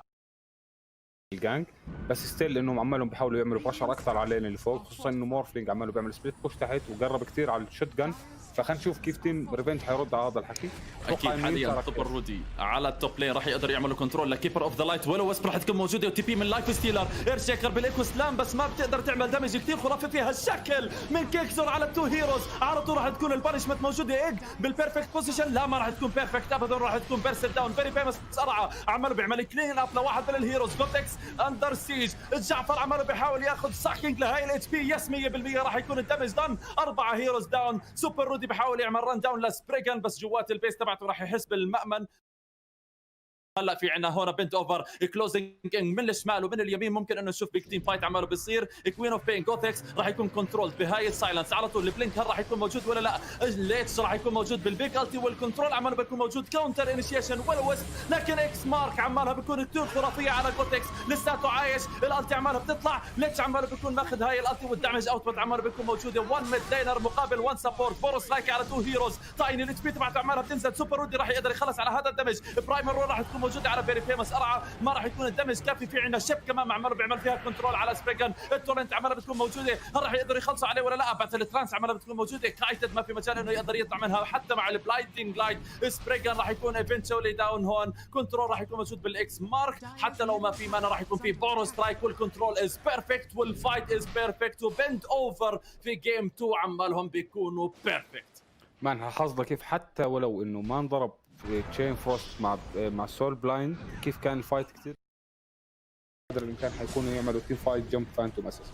جوثكس بالميد لين عماله بيحاول يعمل البلاي ميتيور بوب الاتش بي تبعته عمالها بتنزل سنو بول فورس. وبنفس الوقت السكند استرال ستيب عمالها بتكون موجوده من كيكسور على الميد لين. راح يكون موجود كيكسور بيحاول يعمل البلاي. الشادو ريز راح تكون بيرفكت. بنفس الوقت فيسلس وايت بحاول انه يقرب المسافه. كانوا راح يحبوا 100% انهم ياخذوا البلاي على جوثكس. جوثكس عماله بيكون التشيزي هيرو. بنفس الوقت مع الاركين رون على المنطقه الثانيه في عندنا ريكويم. سبريغان راح يكون بيرست داون. وهاي هي فعلا الادفانتج تبعت بند اوفر على هاي البي اي. الستان على الباك لاينز راح تكون موجوده. كرونوسفير بيرفكت على 2 هيروز. على برا هاي الكرونو راح يكون موجود عندنا كل الهيروز اللي كملوا هذا الدمج اوتبوت. تاز في مكان كثير غلط. لسه ضايل له 1 سكند لهاي البلينك. راح يقدر يجي على المنطقه السيف. ولساتهم عمالهم بيجيبوا هيروز هون على الميدلين. بيكون في عندنا السنوبول زيتي. ممكن يكون برضه كمان تشين فيد. هذا التي بي اللي عماله بيصير ريفنج. ممكن ادفانتج كثير كبير عمالهم بيخسروه. لكن على الباك لاين تاز بيج سونيك ويف عمالها بتطلع هون وبيقدر انهم ياخذ فيها كل. بس في عندي 4 هيروز داون وخليهم حتى ممكن يصيروا 5 فول تيم وايب. كان ممكن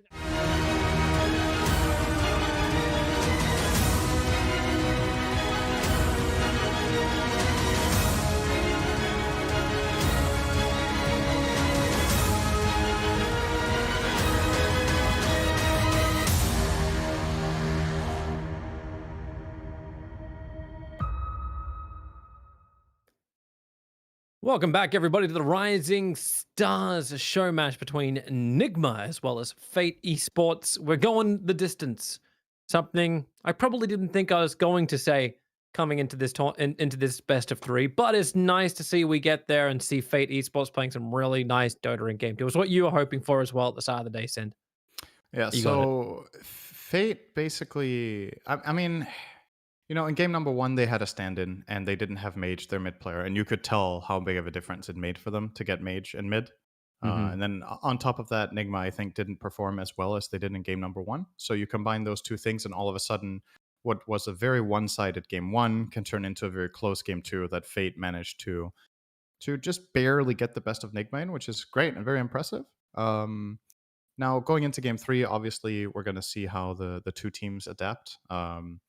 I think something that worked very well for Fate in that game was playing really fast. I think they should try to do that again. Just if you're playing against a formidable opponent like this, the idea of just running at them all the time and putting pressure so they don't manage to hit the timing of their lineup is a lot of the time the best play.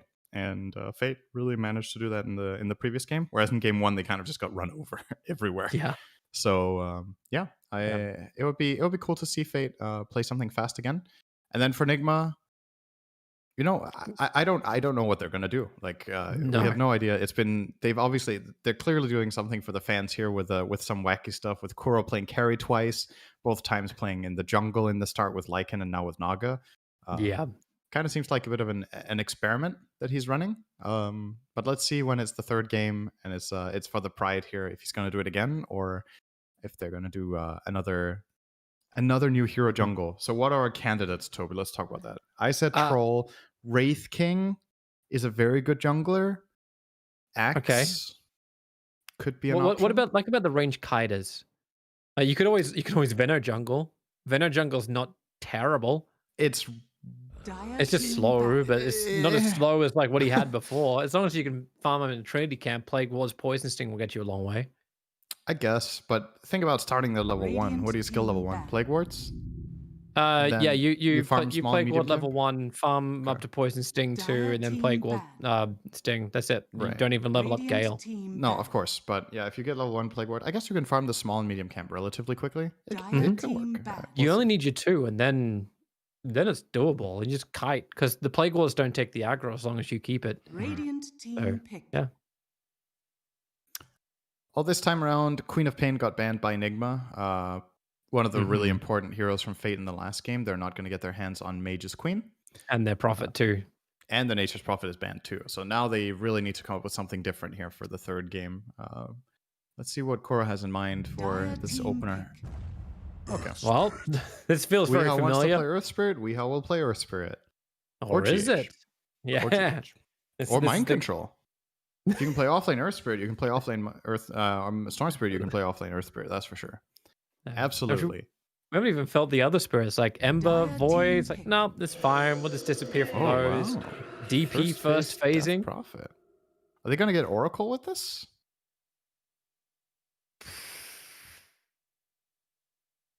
You could. I think Dazzle might feel a little bit stronger though. One risk you run by picking it this early and the enemy team having the closing pick in the phase is that Nigma 10 could just grab seconds Ancient remaining. Apparition if they wanted. They have the anti-heal in their strategy already, or they could seconds start picking some remaining. seriously heavy single target damage like And Clinks. We's like, let me play AA mid. Let me play AA mid. It's Let's see what legit. they're up to. Or maybe they pick Mirana.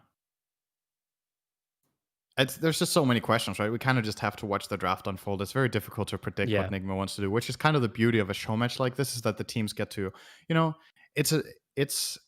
it's basic, it's for fun. There's pride on the line, but primarily they're here to put on a show for the fans, to have a good time and enjoy the games. I think Fate has a bit more to prove here, whereas Nigma, they've proven themselves time and time Radiant again. team So pick. if they do something entertaining, Radiant that's great. team That's what back. people love to watch. They'll grab a Wind Ranger this time around. Could be both Weehaw and GH. See, this is the range Kaida you can jungle with. Like, just calling it now. That's Koro's hero, his Wind Ranger. You gonna got power the shot for, jungle? you got power shot for clearance. I mean, it's Yeah. possible. So you just get like Blightstone at the start, and farm it that way. Like, that's how the old Nature's Prophets used to farm. Obviously, you had trees, and maybe they're doing a green strat. Yeah. 10 Don't know. seconds remaining. Who knows, man? Like, this could Who be knows? anything. This hero could be all 5 seconds roles remaining. for what we know right now. Yeah. It could be safe lane carry, mid, off lane. The stable Dire roles for the team most part pick. this patch have been basically position 4 most of the time. But Wind Mm-hmm. Ranger is one of the heroes that can technically play all 5 roles well, even at a competitive level. Mm-hmm. And as for Fate, they went for the Bane again. It worked very well last game. They get this strong lane presence. Maybe hoping that Kuro will go jungle again so they can ruin GH lane. 10 seconds. That's right. Sind will be right back. We actually know. I'm stopping the broadcast right you can now. still hear me, right? We will be back with Syndra in a second. Yeah, we still hear you. So for some reason my camera just switched off and it is not switching back on. That is really interesting. Oh, I can be Syndra for half a second. Okay. Let me check that out. Have you tried turning it off and on again? Anyway, have a look, Sin. See what you can come up with. Meanwhile, our draft will get to continue. Fate will get Clockwork in the third, and a Chen for Nigma, and Cinder's back. That's the first time that has ever happened. Interesting. Yeah. Hey, it happens in a show match, right? I guess. Well, welcome back. And I did Chen. it for show. I thought you Chen guys is would the like the third. colors. I saw you guys saw colors, right? You saw like all the pretty bars. It made me 10 think of like seconds remaining. you know, like that TV channels when they yeah, lose signal. yeah, 5 like you have like the big seconds circle that remaining. happens in the middle of it all, and Yeah, yeah, made me think of that. I did this for the fans too. They Thanks, love Sen. some. You're so I mean, thoughtful, Sen. it's better to look at than my Radiant face. Let's be team honest. pick. Ursa, Fate played this in game 1. Didn't Dire work out too team well. back. Now they're gonna play it in game 3. I called it. So I'm just saying. I'm just It saying. would be GH to play the Chen. It's an Um, offlane Chen for mind and control. it should be a okay. No, 100%. 100% offlane Chen jungle Wraith King. Believe Okay. me. Okay, how does a core Chen like? Is there a core Chen build? If I'm gonna believe you here, Yeah. sell me on the core Chen. So it's actually been played in 10 competitive seconds Dota a couple of remaining. times. 33 has won some really impressive games when he stood in 5 seconds for OG. remaining. And most recently, actually, Nigma themselves played it a couple of days ago with Mind Control Chen. He played it offlane and he went Auras, I think. He just went something Radiant like, team I don't know if back. he went Greaves Pipe or Vlad's Pipe or something like that. Or Helm of the So, Dominator, so this maybe. could actually be a Wraith King 5, a Chen 3, a Wind Ranger 2, Okay. or 4.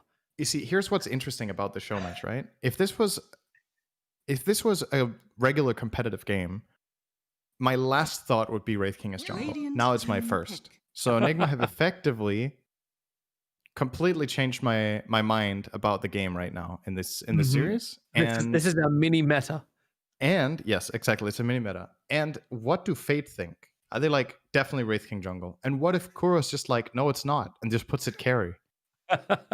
Then they've like prepared for this jungle thing because he did it in 2 games, and now he's 10 not gonna seconds do it, remaining. and it's just gonna be a regular strategy. Wouldn't that be Dire something? team pick.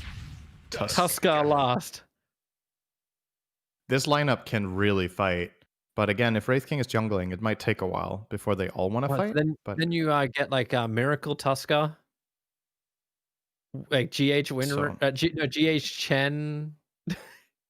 if you were to play this, let's say the stable way, 10 Uh-huh. seconds I would remaining. probably put Wind Ranger Tusk lane, which has really strong damage output. 5 Wind Ranger has a good seconds attack remaining. animation with tag team, and once she gets focus fire, it gets pretty nasty. Mhm. And then you could put Earth Spirit mid and play a Chen Wraith King lane. It looks pretty solid, right? But they're probably not going to do that. So let's think Wraith King is jungle. Then you put Chen off lane with Wind Ranger, ES, Earth yeah, Spirit mid, and Tusk Two, safe lane carry one. alone. And the Tusk will be played by Mind Control. Okay, let's see if I get the whole bingo here. Mind Control Tusk. Wait, he was Chen. Miracle Tusk, safe lane. Mind Uh-huh. Control Chen, Kuro Wraith King, Uh-huh. GH Wind Ranger, and Weeha Earth Spirit. It sounds pretty stable to me. I wouldn't want to bet against it. Oh, we're gonna have to wait. Hey, we get Ember out Spirit, of the last spirit. pick. Classic hero for mage. Miracle Wraith King. He's got the Arcana ready to go. Oh, Kuro's Kuro playing the Chen. Chen. Oh shit. Weed's on the Earth Spirit. GH is playing the Wind Ranger, and that puts a 3-position Tusk. All right, Uh-huh. Nigma wants to show them who's boss now. Now it's serious time, I think. We're playing Dotes, everyone. But We're actually playing Dotes. It does indeed look like it will be a Wind Ranger Tusk lane coming out from Nigma here. Will be interesting to see.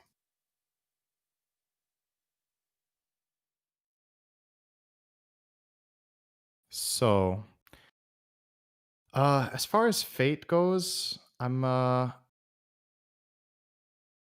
thinking. So they last picked an Ember Spirit, but they gave it to Mage. So it's probably going to be an Ember mid, and then they're going to play carry Ursa and offlane DP. The first pick Death Prophet is going offlane in the hands of Isla, with together with the Clockwork from Aframush, which is it's a pretty nice lane.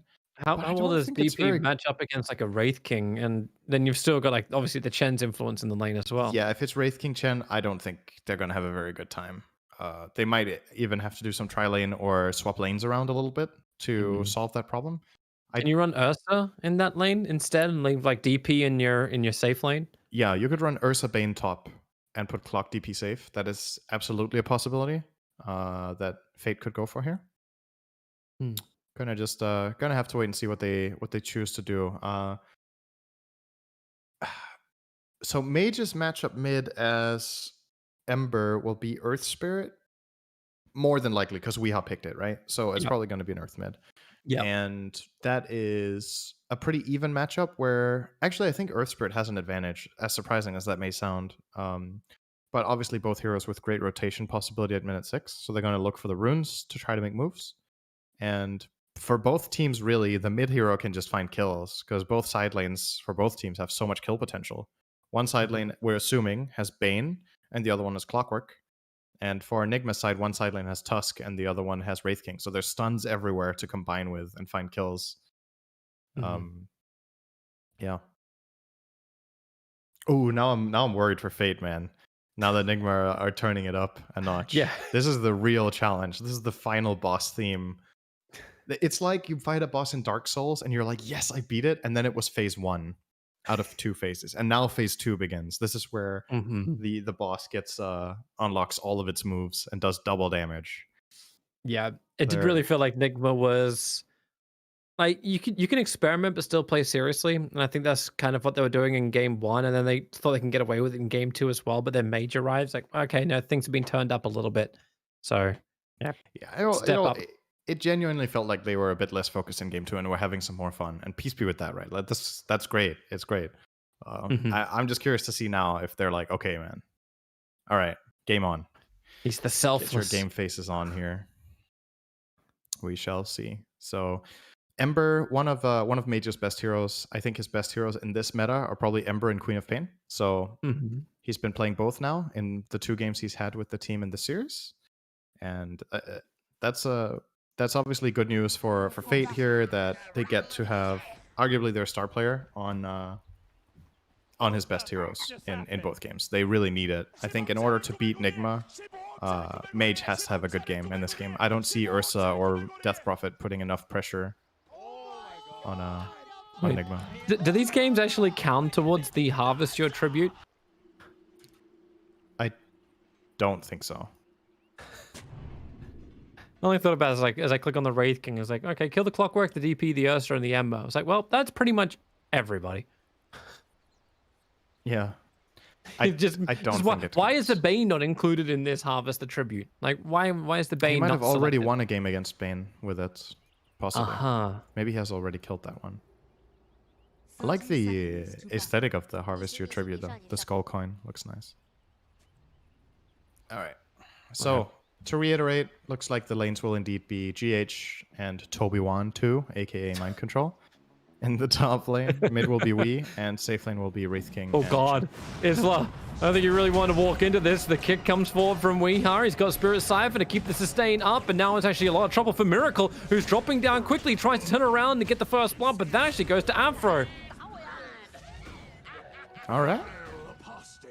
I love getting first blood on Clockwork, just because you start with boots most of the time, and the one really big item for this hero is Tranquils, and you're almost there already. You get Tranquils, and you buy a little bit of mana through Clarities or Mango or whatever, and you're just a roaming machine or a fighting machine. Like, you take trades where battery assault is super favorable, and then you reset, reheal up with Tranquils and go again. Yeah, he's already bringing it to Kuro. This is not going to be a kill, but it'll be some decent Tango. harass. It's the Tango's gone. Actually, he's got a headdress, so maybe not all of it. And he's taking the range creep. Is that actually, like, I know you can now harass with that, but doesn't that kind of reduce the amount of farm in the lane too? Yeah, it costs you a bit of experience on your Wraith King, but it has so much damage that it in turn should pay off in terms of denies and how much harass you can do, right?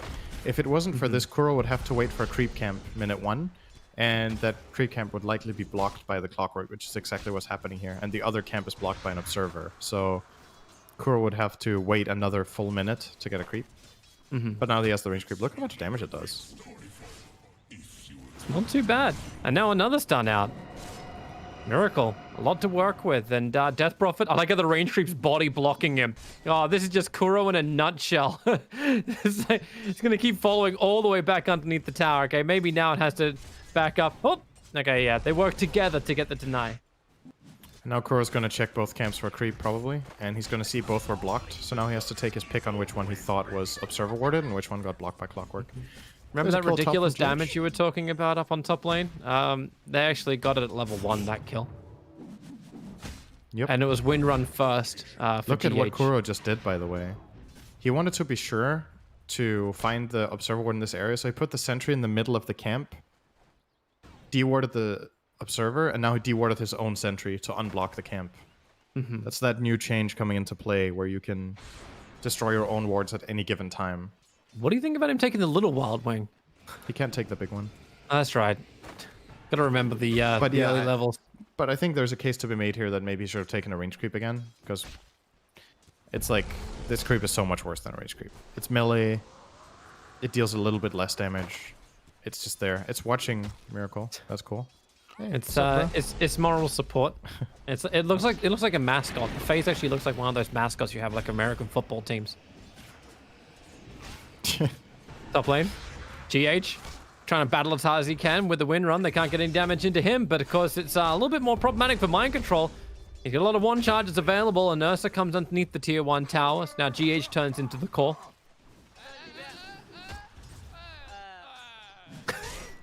How do they actually put words to that? Like, how is there words to that as subtitles? Oh, battery assault. They cog up the Wraith King.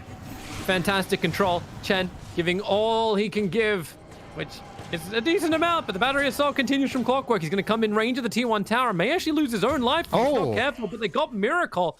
That last attack able to reach from Death Prophet. He wasted his salve too. He tried to stay alive with the salve, so that's even worse. Not only does he die, but he wastes the flask there. That's very nice. Big kill for DP. At least Wraith King can TP back out to the lane, but yeah, without consumables, life's a little harder for him. Still 14 for 2 against the DP who's 16-1.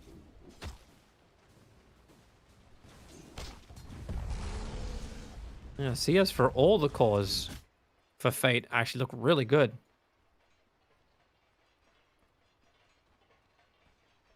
Looks like Clockwork also is not building Tranquils. He's going phase. I don't know if you mentioned that before, but yeah. Oh yeah, true. I don't really like that very much here. I think getting the immediate value out of Tranquils would be very nice right now, but he is choosing that. At least he gets the armor, which is really nice against Wind Ranger, Tusk, and Wraith King. So there's definitely some benefit there. But having Tranquils right now is usually what we see in the highest level of games. Clockworks will get that as first item. Another kill for GH. He will trade this time. But underneath the tower, no, there's nothing more that Tuskar can really give. He has Orb of Venom. And he does, but without the snowball, okay, that level 4 just arrived. Okay, snowball's up. He'll close the distance, can kill a courier, or he can kill a hero. Maybe he can't kill either. Nightmare up for the moment. They'll salve up the Ursa. More support's coming in for the Wind Ranger, but yep. Mind control, not feeling this. He's got 11 one charges available. The Shackle flies forward, and he can power shot through the Ursa Warrior. It was crocodile tears. You thought he was in trouble, but he really wasn't. Oh, we has arrived bottom as well. Haste Welcome rune. to Haste Rune. Rolling boulders over towards the Death Prophet, so the stun will also fly out that way. One more attack to kill the Clockwork will do it, and he'll have to create some more space. Wee's got Rolling Boulder off cooldown in 1 second time, and he'll go into the tree lines, but well away from the target, and he kicks back the other way. Afro. Nice. That is some fancy footwork. And Wee's not done yet. Wee's not done. He really wants to go, and he's going to Rolling Boulder in. He's going to see him. He's going underneath a tier 3 tower. He'll connect on the kick and then TP back to base. That is some commitment. Afro really made him work for it, though. Like, even though we had us get that kill, that's still such a win under the circumstances, right? Like, usually that kill is just done 20 seconds earlier. So it's a lot of time wasted by the mid player of Nigma. It's only level 5 now. Oh, Kuru's being such a dick. He's got double mana burn creeps. Oh no. Afro just came back to the lane. It's like down to 135. I no longer have a combo. Yeah, this is miserable for Clockwork. It's just gonna keep getting burned. Radiant structures are Oh, I like those lines. Oh, I wish I had money. Let us fight. By Courier, GH snipes it. Has the Observer Ward down to see. He wants to power shot forward. Now Ember Spirit going up against his brother. Puts the Spirit on the side. Look at GH. He's already moving over. It's like, all right, prepare him. Prepare the offering. Shackle him. Power shot him. Lovely. Perfect. Mind Control's dead. Yep. But that is a way bigger kill to get the Ember Spirit, who was starting to pull ahead of Wee, but Wee's level 6 immediately being put to good use with the Arcane Rune as well. I imagine Mage will want to try to make a move bottom when Death Prophet hits level 6 so that they can exorcism the tower. The problem is Isla never has mana. Oh, they're dead. So he is. He can even line up for the double shackle, and he got it exactly. GH and Weeha. He wants to be involved. So we can be. Radiant's bottom tower is Yeah, under attack. this is a different Nigma than in game 2. They are. Yeah, they're taking it to him right they've now. got some style to work with. So this is that quick top fight. Basically just running him down. Decent snowball attempt here, but Ursa's way too strong and way too fast. And the shard fails there from mind control, trying to push himself over. Ends up kind of building a nice little Radiant's burial middle ground, tower is under at least. attack.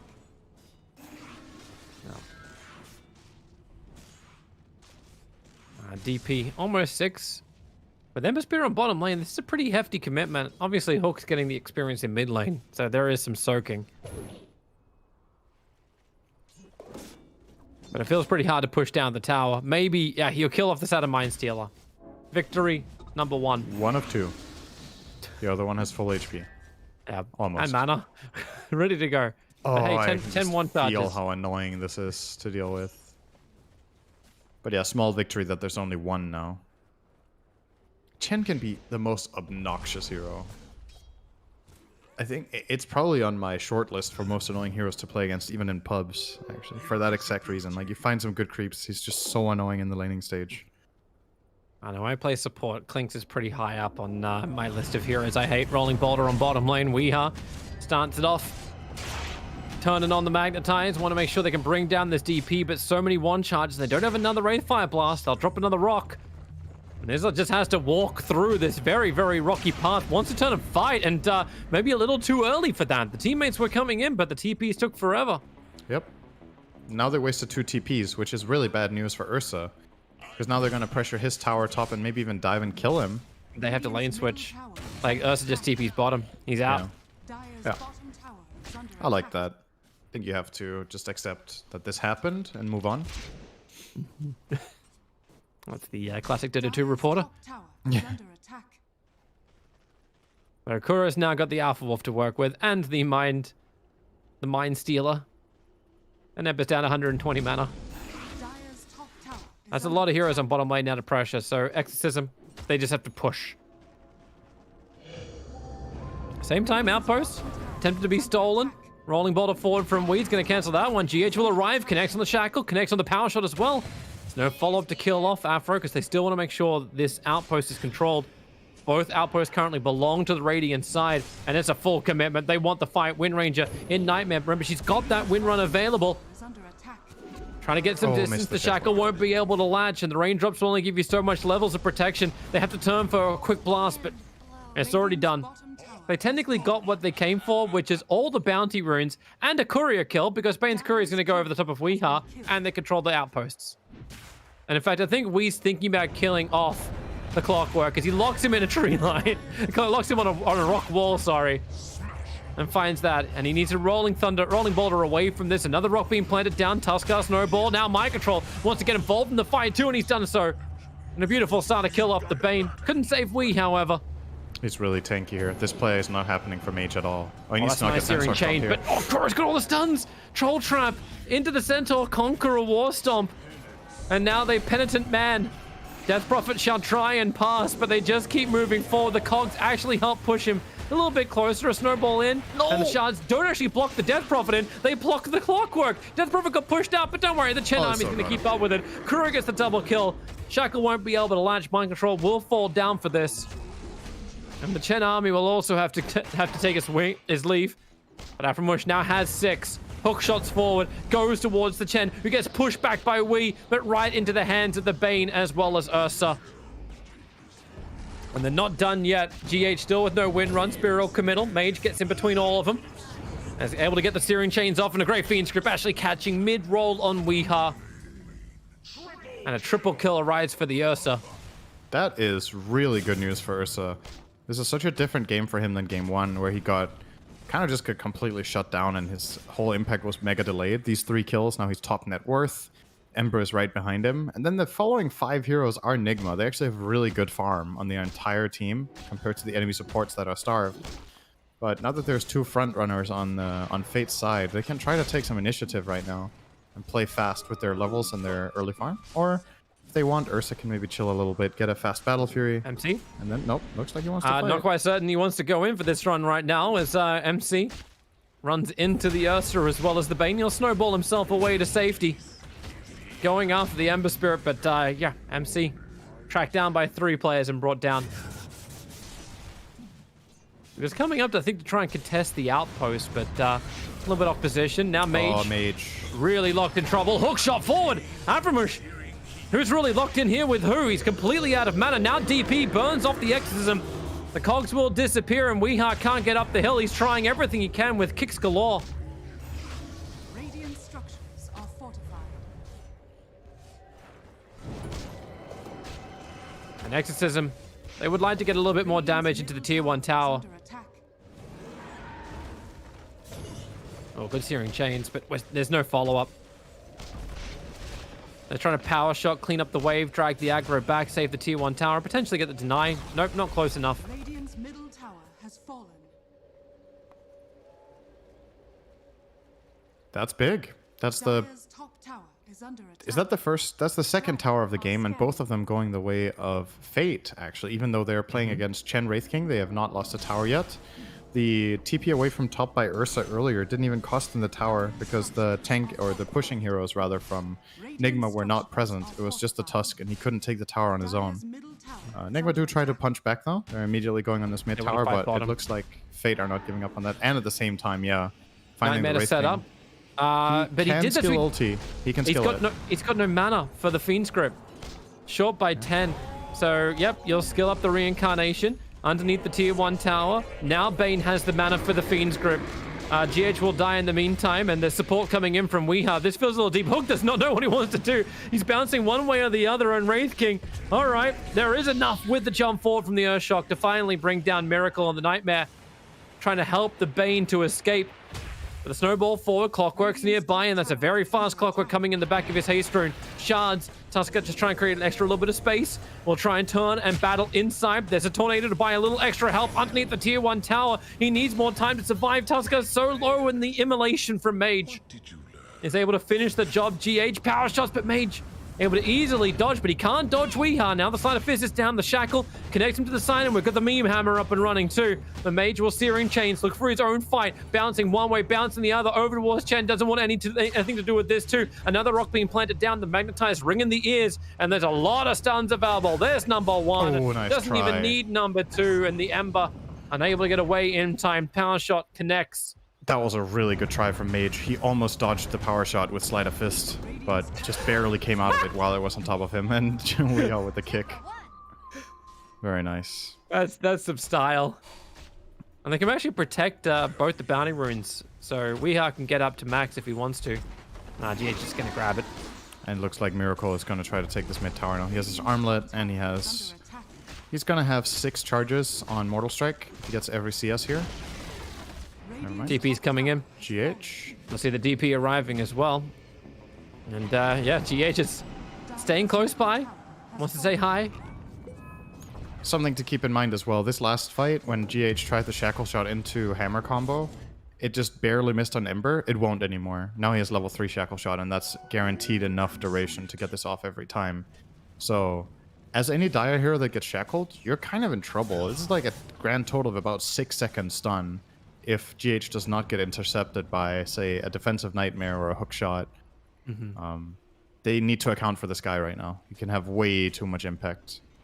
This is such a fast hammer, too. He got it really early. Radiant are Top Looking lane. for Tusk. Yeah. Alright, he's dead. Instantly Fiends. Support's coming in, but that's the Tusker. What's he wait, really is he got? actually And, dead? Oh, Weeha canceled his TP. Oh, he doesn't have silence. I think if Weeha has 1 point in grip, he completes that TP. Then he silences the Bane, they snowball, and then they try to turn that. But Dire's bottom Now No it's going to be a Geo. T2 tower on the top lane. Catapult wave push. Fate gets some momentum behind them. surprisingly, Nigma are not choosing to defend this tower when they see Ursa bottom. I think Dire's structures are fortified. they're even running through a ward here, but Radiant's top tower is under oh, attack. Firo does Smoke. not seem to be too scared for some reason. They really need the shackle to be able to land. There's another hero coming in at the moment. It's going to be the Bane, and, well, jump forward. Enraged buys so much more time for the Ursa to try and fight, but the Centaur stuns still keep coming in. A Nightmare breaks the momentum and the timing coming in from all the stuns. So a quick hand of God keeps the push going. Nigma missed way too many spells there to get that kill. They didn't get the Shackle Shot connected. They didn't get the Meteor Hammer connected. Can't even And reach they for got the a very snowball. short duration Wraith Fire Blast because he cast it during Enrage, so... You're losing tier 2 Serious on one? top too. Level 1 Exorcism DPs just stood here the entire time, Yep. hitting the tower. Dire's bottom tower is under attack. In many ways, for me, this is the more impressive game of the games from Fate so far, because it does feel like Nigma have turned it up a notch here, but they're still going toe to toe with them. And if they manage to get this Roshan, maybe this can lead to something big. Urza has a fast battle period this time, so he can actually get into those big items that you need on a carry Ursa in a game like this.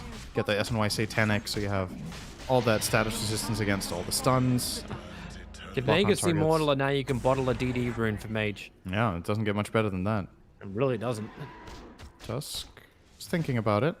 Gee, it might have been nicer to see that A gets over on the Ursa because it's normally his thing to have, but Ember, Oh, good Nightmare. ready to put it to work. GH, Nightmared up. There is a Fiend's Grip. Are they going to commit it from Hook? They are just going to use the Searing Chains. No Windrun available from GH. Very simple kill while in mid lane. Death Prophet, hook shot from Clockwork, trying to create a little bit of extra space. And maybe they do have that. One charge has already been committed. Same with the mech. Oh, now they move on to the next target. Swing and a miss, and another miss, They'll get there eventually. and another miss. And Clockwork. Lock him Okay. underneath the tier 2 tower and not kill him off. It's a kill, Toby. It is a kill. It's not pretty, but it's a kill. Dire's middle tower is under Now he's actually going to win the match to harvest the bones.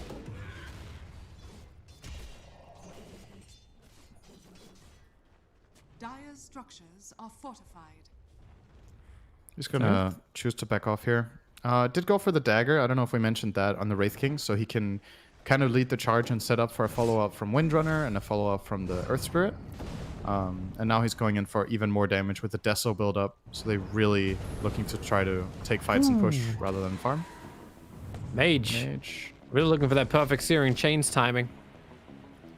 They're summoning And now GH. They want to Wraith fight. King blinks forward, turn on the armor, kill off the Bane. They want to make sure the Fiend's Grip has no impact here, and he will go down, but the Biomax coming out from Bane. Spirit Vessel making life a little bit more difficult for the Wraith King to try and stand and fight. But there's such a huge army from Chen. 3 Centaurs, a Satyr, and an Alpha Wolf. I'm uncertain how you find just so many stuns and aura buffs.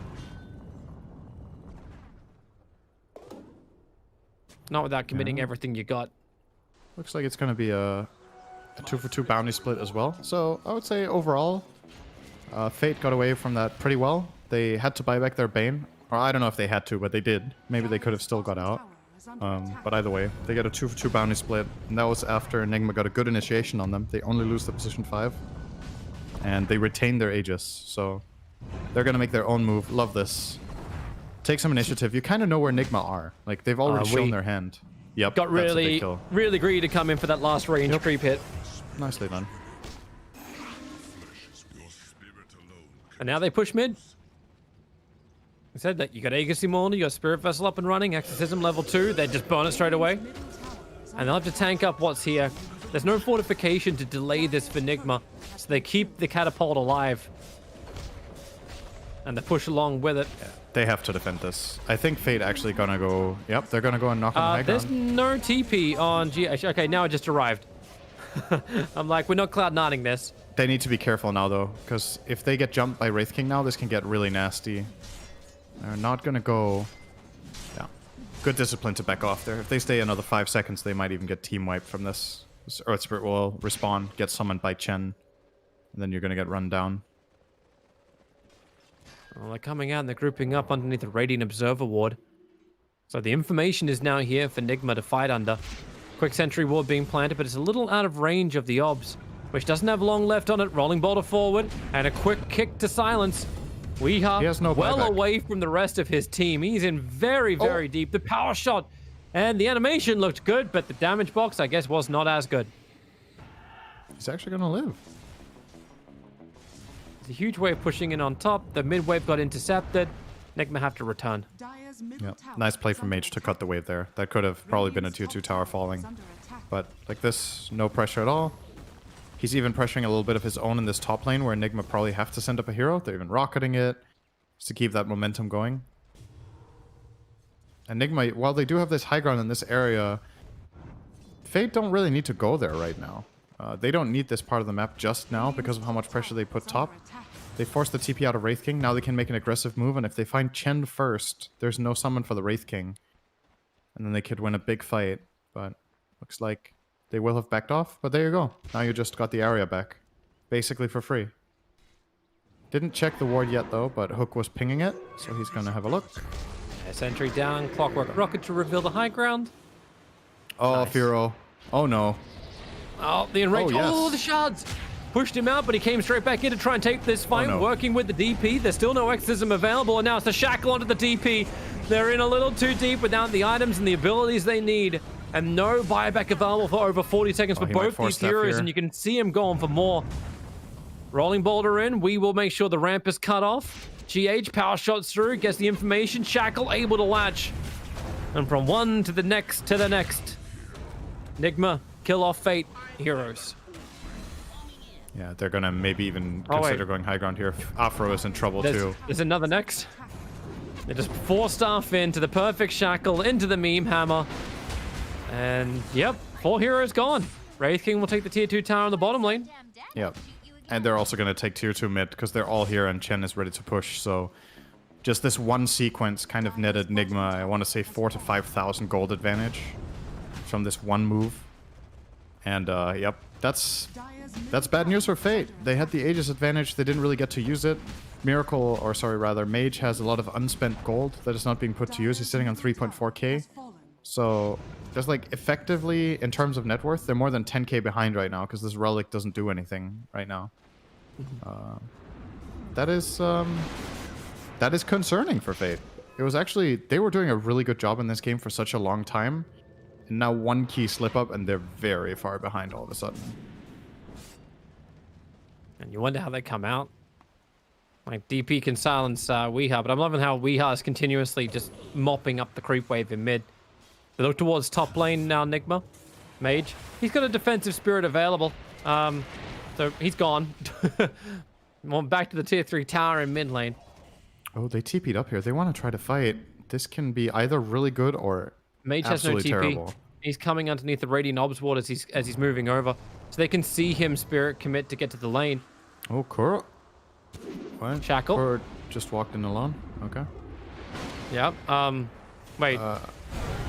Where is everyone else?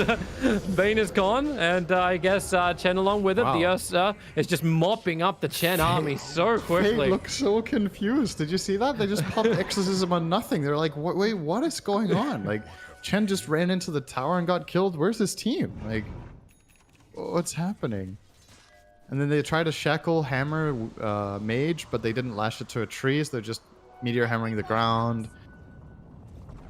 A little bit of a swing and a miss there.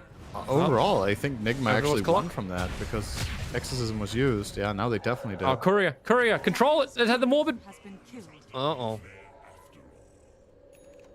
Well, that's not great. Radiant are scanning. Mage has to jump away. Oh, he got spotted. GH. Oh, that was so close. Did the shackle actually like throw? It was 0.1 or 0.2 seconds before it Okay. landed. Super close.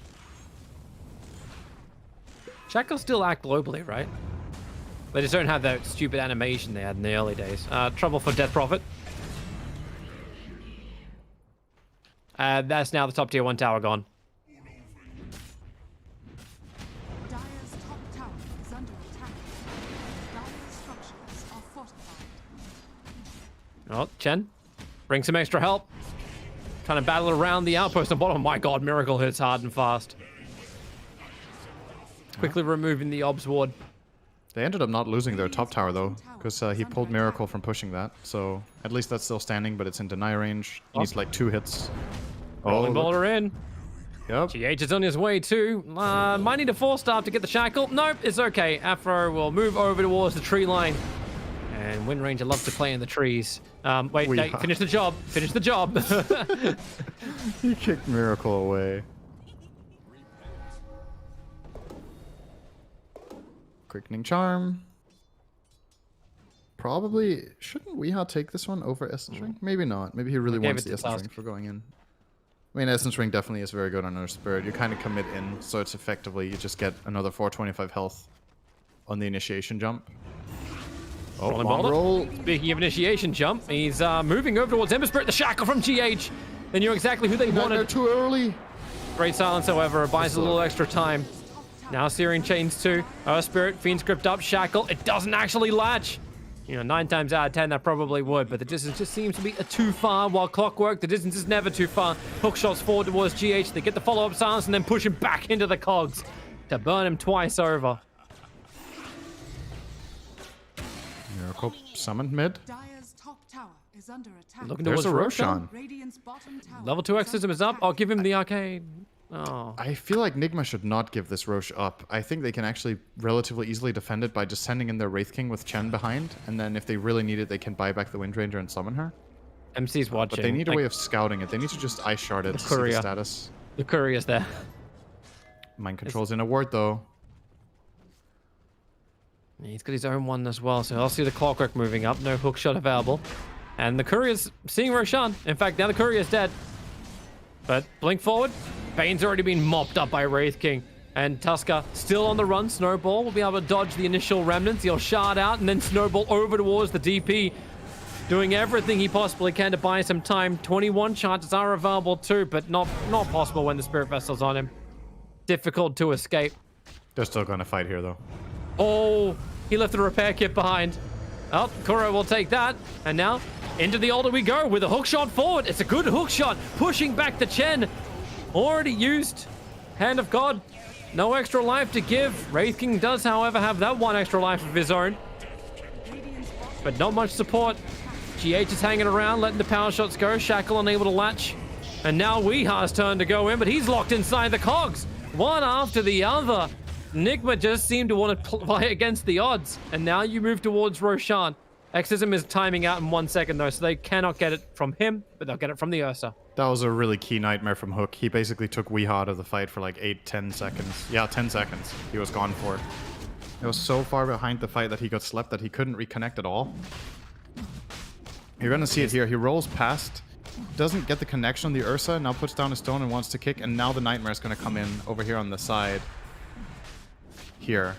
Now Wee's out of the fight for 10 seconds, and that just gives them plenty of time to kill Wraith King twice. And yeah, like you said, they got Roche. Aegis on the Ursa. Mind Control just ended up dying. Now GH died, trying to get to the Roche. Yeah, GH was trying to go for some YOLO plays around Roshan. Right. Nigma just lost almost their entire advantage. They were kind of cruising toward a relatively easy game, and now it got a little bit crazy. It's been a 10k experience swing. They did have a 12k gold advantage. Now that's gone. Snowball in towards the middle lane. There is no DP ultimate. They'll try and kill her as fast as they can, but hookshot. Afamash, he's been so good with it. Not to mention the silence from Death Prophet. There's just no abilities they can actually use at this point. Chen's already been brought down. Tuskar with them. And Wraith King, well, he does have reincarnation, but there's only so many times you can watch your entire team die and then die again. At least the music is cool. But that's all that's cool for Nigma. Everything's coming up Fate, and they are coming for mid. No buybacks on all 4 of these heroes, and they still have the Aegis Immortal on the Ursa. Yeah, Nigma just don't want any downtime. It's like they're bored and just need to fight all the time. They went in there with 1 hero dead, with I think Magnetize on cooldown, or at least 1 key spell on cooldown. No Chen army, and they just initiate into what is essentially a 3.5 versus 5. And you're not going to win that. You're not going to win that. Now Fate are going to push down mid. At least they've got the repair kit that they stole. So it's making getting through the melee barracks a little more difficult. The repair kit is now totally gone. Hookshot in. Here we go once again. The Clockwork starts the fight. Off to a good start with the Wind Ranger already down. They do not want to have to commit a buyback. But moving towards the top, now we see just how far you push the envelope. No exorcism still for 80 seconds. I don't think they're going to give up a second lane here. I think they take the tower and settle here. Back off. Well, Wraith King's alive. If they get the buyback on Wind Ranger, it'll feel a lot better. But Wraith King's going to look for the initiation. Ursa is the one he doesn't want, so he goes for the back line instead. Now the buyback does come in. Ursa will enrage himself up. They've already got the kill over on DP. Dead for 70 seconds. The movement is well into Clockwork. The two big heroes that just stand in the fight. Ursa can kill off the Chen, but it feels like Kuro was just distracting him for the moment until Ursa can jump back in again. The Shackle, it latches over on the Ember Spirit, but can GH actually finish the job? He's got Focus Fire available. He kind of wants to get involved in something, and maybe if the hammer, is there something? No, it's just a blink forward. Clean up the back lines. Ignore the Ursa as long as possible is the game plan here from Nigma, and it's worked. All four heroes from Fate have gone down. They'll try and drop the hammer on him. They have to get through the Aegis Immortal. GH has Shackle off cooldown right now. He's got a couple of trees to work with. He'll go for the power shot to begin with. Now he goes for the Shackle. Missed the latch over on the tree line, but Ursa Warrior, he's got no way to get out. They'll use him up towards the air. And now Ember Spirit wants to come and be part of this fight. He's going to try and create the extra space. And they may just actually have it. All five heroes down for Nigma. Wraith King has buyback available. They didn't want to give up the second lane of Rax, but what they want, Nigma don't get. Fate claim. They were really not expecting there to be an Ember buyback, obviously, because Mage held it for so damn long. Just let Firo stand there and tank everything. And it ends up being fatal for Nigma that they don't land that Shackle shot on Firo. This fight takes so long that he gets... Now you're a little again. close. Nice in range.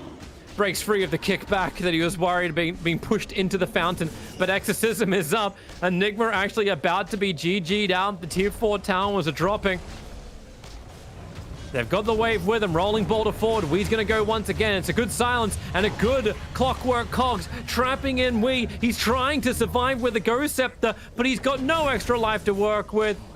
Kuro's gone down as well. Repair kit stolen, keeping both of these towers up. But this does look like the game. Radiant's middle tower has fallen. Yep. Miracle's going to try to do his damnedest here, but it's a 2v5. Ember's going to go back to base quickly for some mana with the Remnant. Comes back in. It's over. It really is. It's actually going to be 2-1 in favor of Fate Esports. We said in game 2, baby, Nigma weren't taking things quite that seriously. But in game 3, everything was normal rolls. Everything was the way it was meant to be. But Fate step up and they play even better. Nigma just... They had a solid early game. Then in the mid game, they slip up a little bit. And then they get a big advantage around minute 30. They had such a huge lead. They had all the items. They had the auras, the things that they needed to just group up. And then they started fragmenting. And something that Fate has done in all of the games that they've done so well is just... They just keep taking initiative, right? And that's something you need if you want to be one of the really competitive teams, is you need to have that, especially in this patch, you need to want to make moves. And all of the time, they were just running at Nigma, finding fights. Aframush, multiple really key Clockwork hookshots this game. Firo's early game transitioned into a great Ursa game this time around, so he could man fight. And yeah, I mean, Nigma needed to not have that lapse in concentration once again in this game around minute 30, where they had a big lead. They just threw it away a little bit, and all of a sudden they threw it away a lot. Fate just took over so quickly and really just went with that momentum. And it was honestly pretty impressive to see how... This is going to sound weird, like how little respect they gave Nigma in the game. It's almost like they were expecting that Nigma were out of position sometimes, or that, yeah, we can definitely go on this. Where teams will, a lot of the time, will hesitate and be like, okay, is it a bait? Is it not? They just went with it every time. They were just confident, running in, casting their spells, trying to get kills. And I mean, it paid off. They ended up winning the game. It's like Very nice. the team with nothing to lose. Like, it's called Rising Stars, and the opportunity to play against Nigma is meant to be that, hey, remember I'm a good player in Dota 2, or actually look at me, I'm a good player in Dota 2. We've got people from the old days as well as I think a little bit of new, and they really stepped up and performed. And took a very well-deserved victory. And one thing you can definitely say about all these 3 games, lots of entertainment value in the form of kills, right? Like, both teams are being a little less strategic and a lot more fight, which is great for a show match. Every game felt like it had 2 kills per minute. This game ends with 36-41 in 34 minutes, so more than 2 kills by quite a bit even. I think game 2 was similar, and in game 1, even though it was a stomp, there was tons of kills too. So lots of fighting, lots of great spell casting from both teams. And Mhm. like I was saying before this, like in terms of individual skill and the way they press their spells and use buttons, Fate have very good mechanical players. The way a team like Nigma will usually win is based on like overall macro strategy and just good drafting. Mhm. But in this game, their strategy slipped up a little bit around the time that they had their big lead, and Fate pounced on them. So nicely done. How do you think Fate would go? Like, if they got to play up against a lot of other tier one teams, like, how do you think they would fare? Like, we're talking about rising stars. That's the point of this tournament as well. Is like to Right. give them experience and exposure. Uh, but how? Who here can actually take the pressure? Do you think of like the top tier tournaments? It's hard to say. Like, it's obviously a totally different mental game when you're playing against a lot of these players are friends. It's people that know each other. Mhm. So there's the friendly aspect. There's the fact that you're playing for pride and not for a big monetary prize or progression in a tournament. So there's a bit Mhm. of a different feel to it, right, in terms of nerves. Yeah. But for both teams' perspective, right, like Nigma also not at 100% today, clearly, which is great because it made for a very entertaining series. As far as top tier Dota goes for Fate, it's really hard to say based on a series like this. You need to have that competitive environment where it's a very important game. Um, yeah, and you need to play against different playstyles, right? Like Nigma did Mhm. some funky stuff, especially in game 2. This game 3, Yeah. they had a very stable draft and lost fair and square, but yeah, I'm impressed. I didn't think Fate were going to look this good, especially after game 1. I thought they were just going to get rolled over. But they picked it up. Yeah, that they did, and it's. I think we still have some nice things from Nigma as well, like in Jungle, potentially coming to tournaments near you sometime soon. Uh, don't know exactly how legit that will be, but Well, Lycan is pretty crazy right now, so it might work even at the top tier of Dota just because of how good that is. Um, Koro doesn't know how badly he just broke Dota. well, most of the time it's banned, so Yeah, you're not going to see it much anyway in the current patch. yeah. I do almost miss the days where like it's something that I don't think I've seen in forever. It's like where we actually have a dedicated jungler from the start. Like Yeah. that's the thing where you just like we just haven't experienced this. Not with the way like Dota has changed. But yeah, it's kind of nice to almost have like a nostalgic like in jungle and have it then win as well. Like that's yeah, some old school kind of stuff. But hey, Dota's forever changing. Even like right now, Dota 2 game coordinator is currently being updated. So Yeah. maybe your next cosmetic has now arrived. I think the highlight we're seeing on game right now is probably one of the coolest plays of the whole game because it looks like Nigma are going to crush this fight, and they're playing it for a very long time. It's such an extended fight where Mage is dying eventually. You'll see it later on in the clip. The Ember Spirit is going to die. And he holds his buyback for so long that Nigma don't even consider the possibility anymore when they keep chasing the Ursa. Mage buys back, they clean up and get a set of racks. Yeah, when did that and Satanic control actually the fly in too? Like he had it from the start of this. Yeah. I'm not sure exactly when he picked that up, but when Ursa hits this item timing, it's an insane hero. So much damage resistance, so much lifesteal. You can just keep going, you have low cooldowns, and when you have an Aegis, it's even worse, right? So you're gonna see this first kill here, which was, it was solid, but this follow-up here, GH kind of just misses an opportunity. Power shots, and then this Shackle is just off the mark, and that is what gives them the buyback opportunity. If this Shackle shot lands, he's dead already. But now Mage buys back, comes back in, they clean up. This was a very nicely done play from Fate. It's not easy to do. Yeah, Clean house. yeah, it's Good stuff. just all great round from Fate. I hope we get to see more of this team actually playing as well. Throughout all the tournaments, find the opportunities, get yourself out there because they were already able to wipe themselves through the main tournament. I think they dropped one game through their run through the winners bracket, and in the grand final, they also whitewashed that one too. And here they were able to claim a victory over Nigma 2-1. So props to Fate and props to the guys who are also running this Rising Stars competition, really trying to make sure that there is new blood coming into the Dota scene in all the regions as well. So it's been great to be here. Send, thanks for actually Yep. coming on as well. Yep. Support the cause, support the stars. And The I guess stars. the stars, it's the Nigma theme, all right? It's their thing. So Yeah. Be stars, everybody, and we'll see you next event.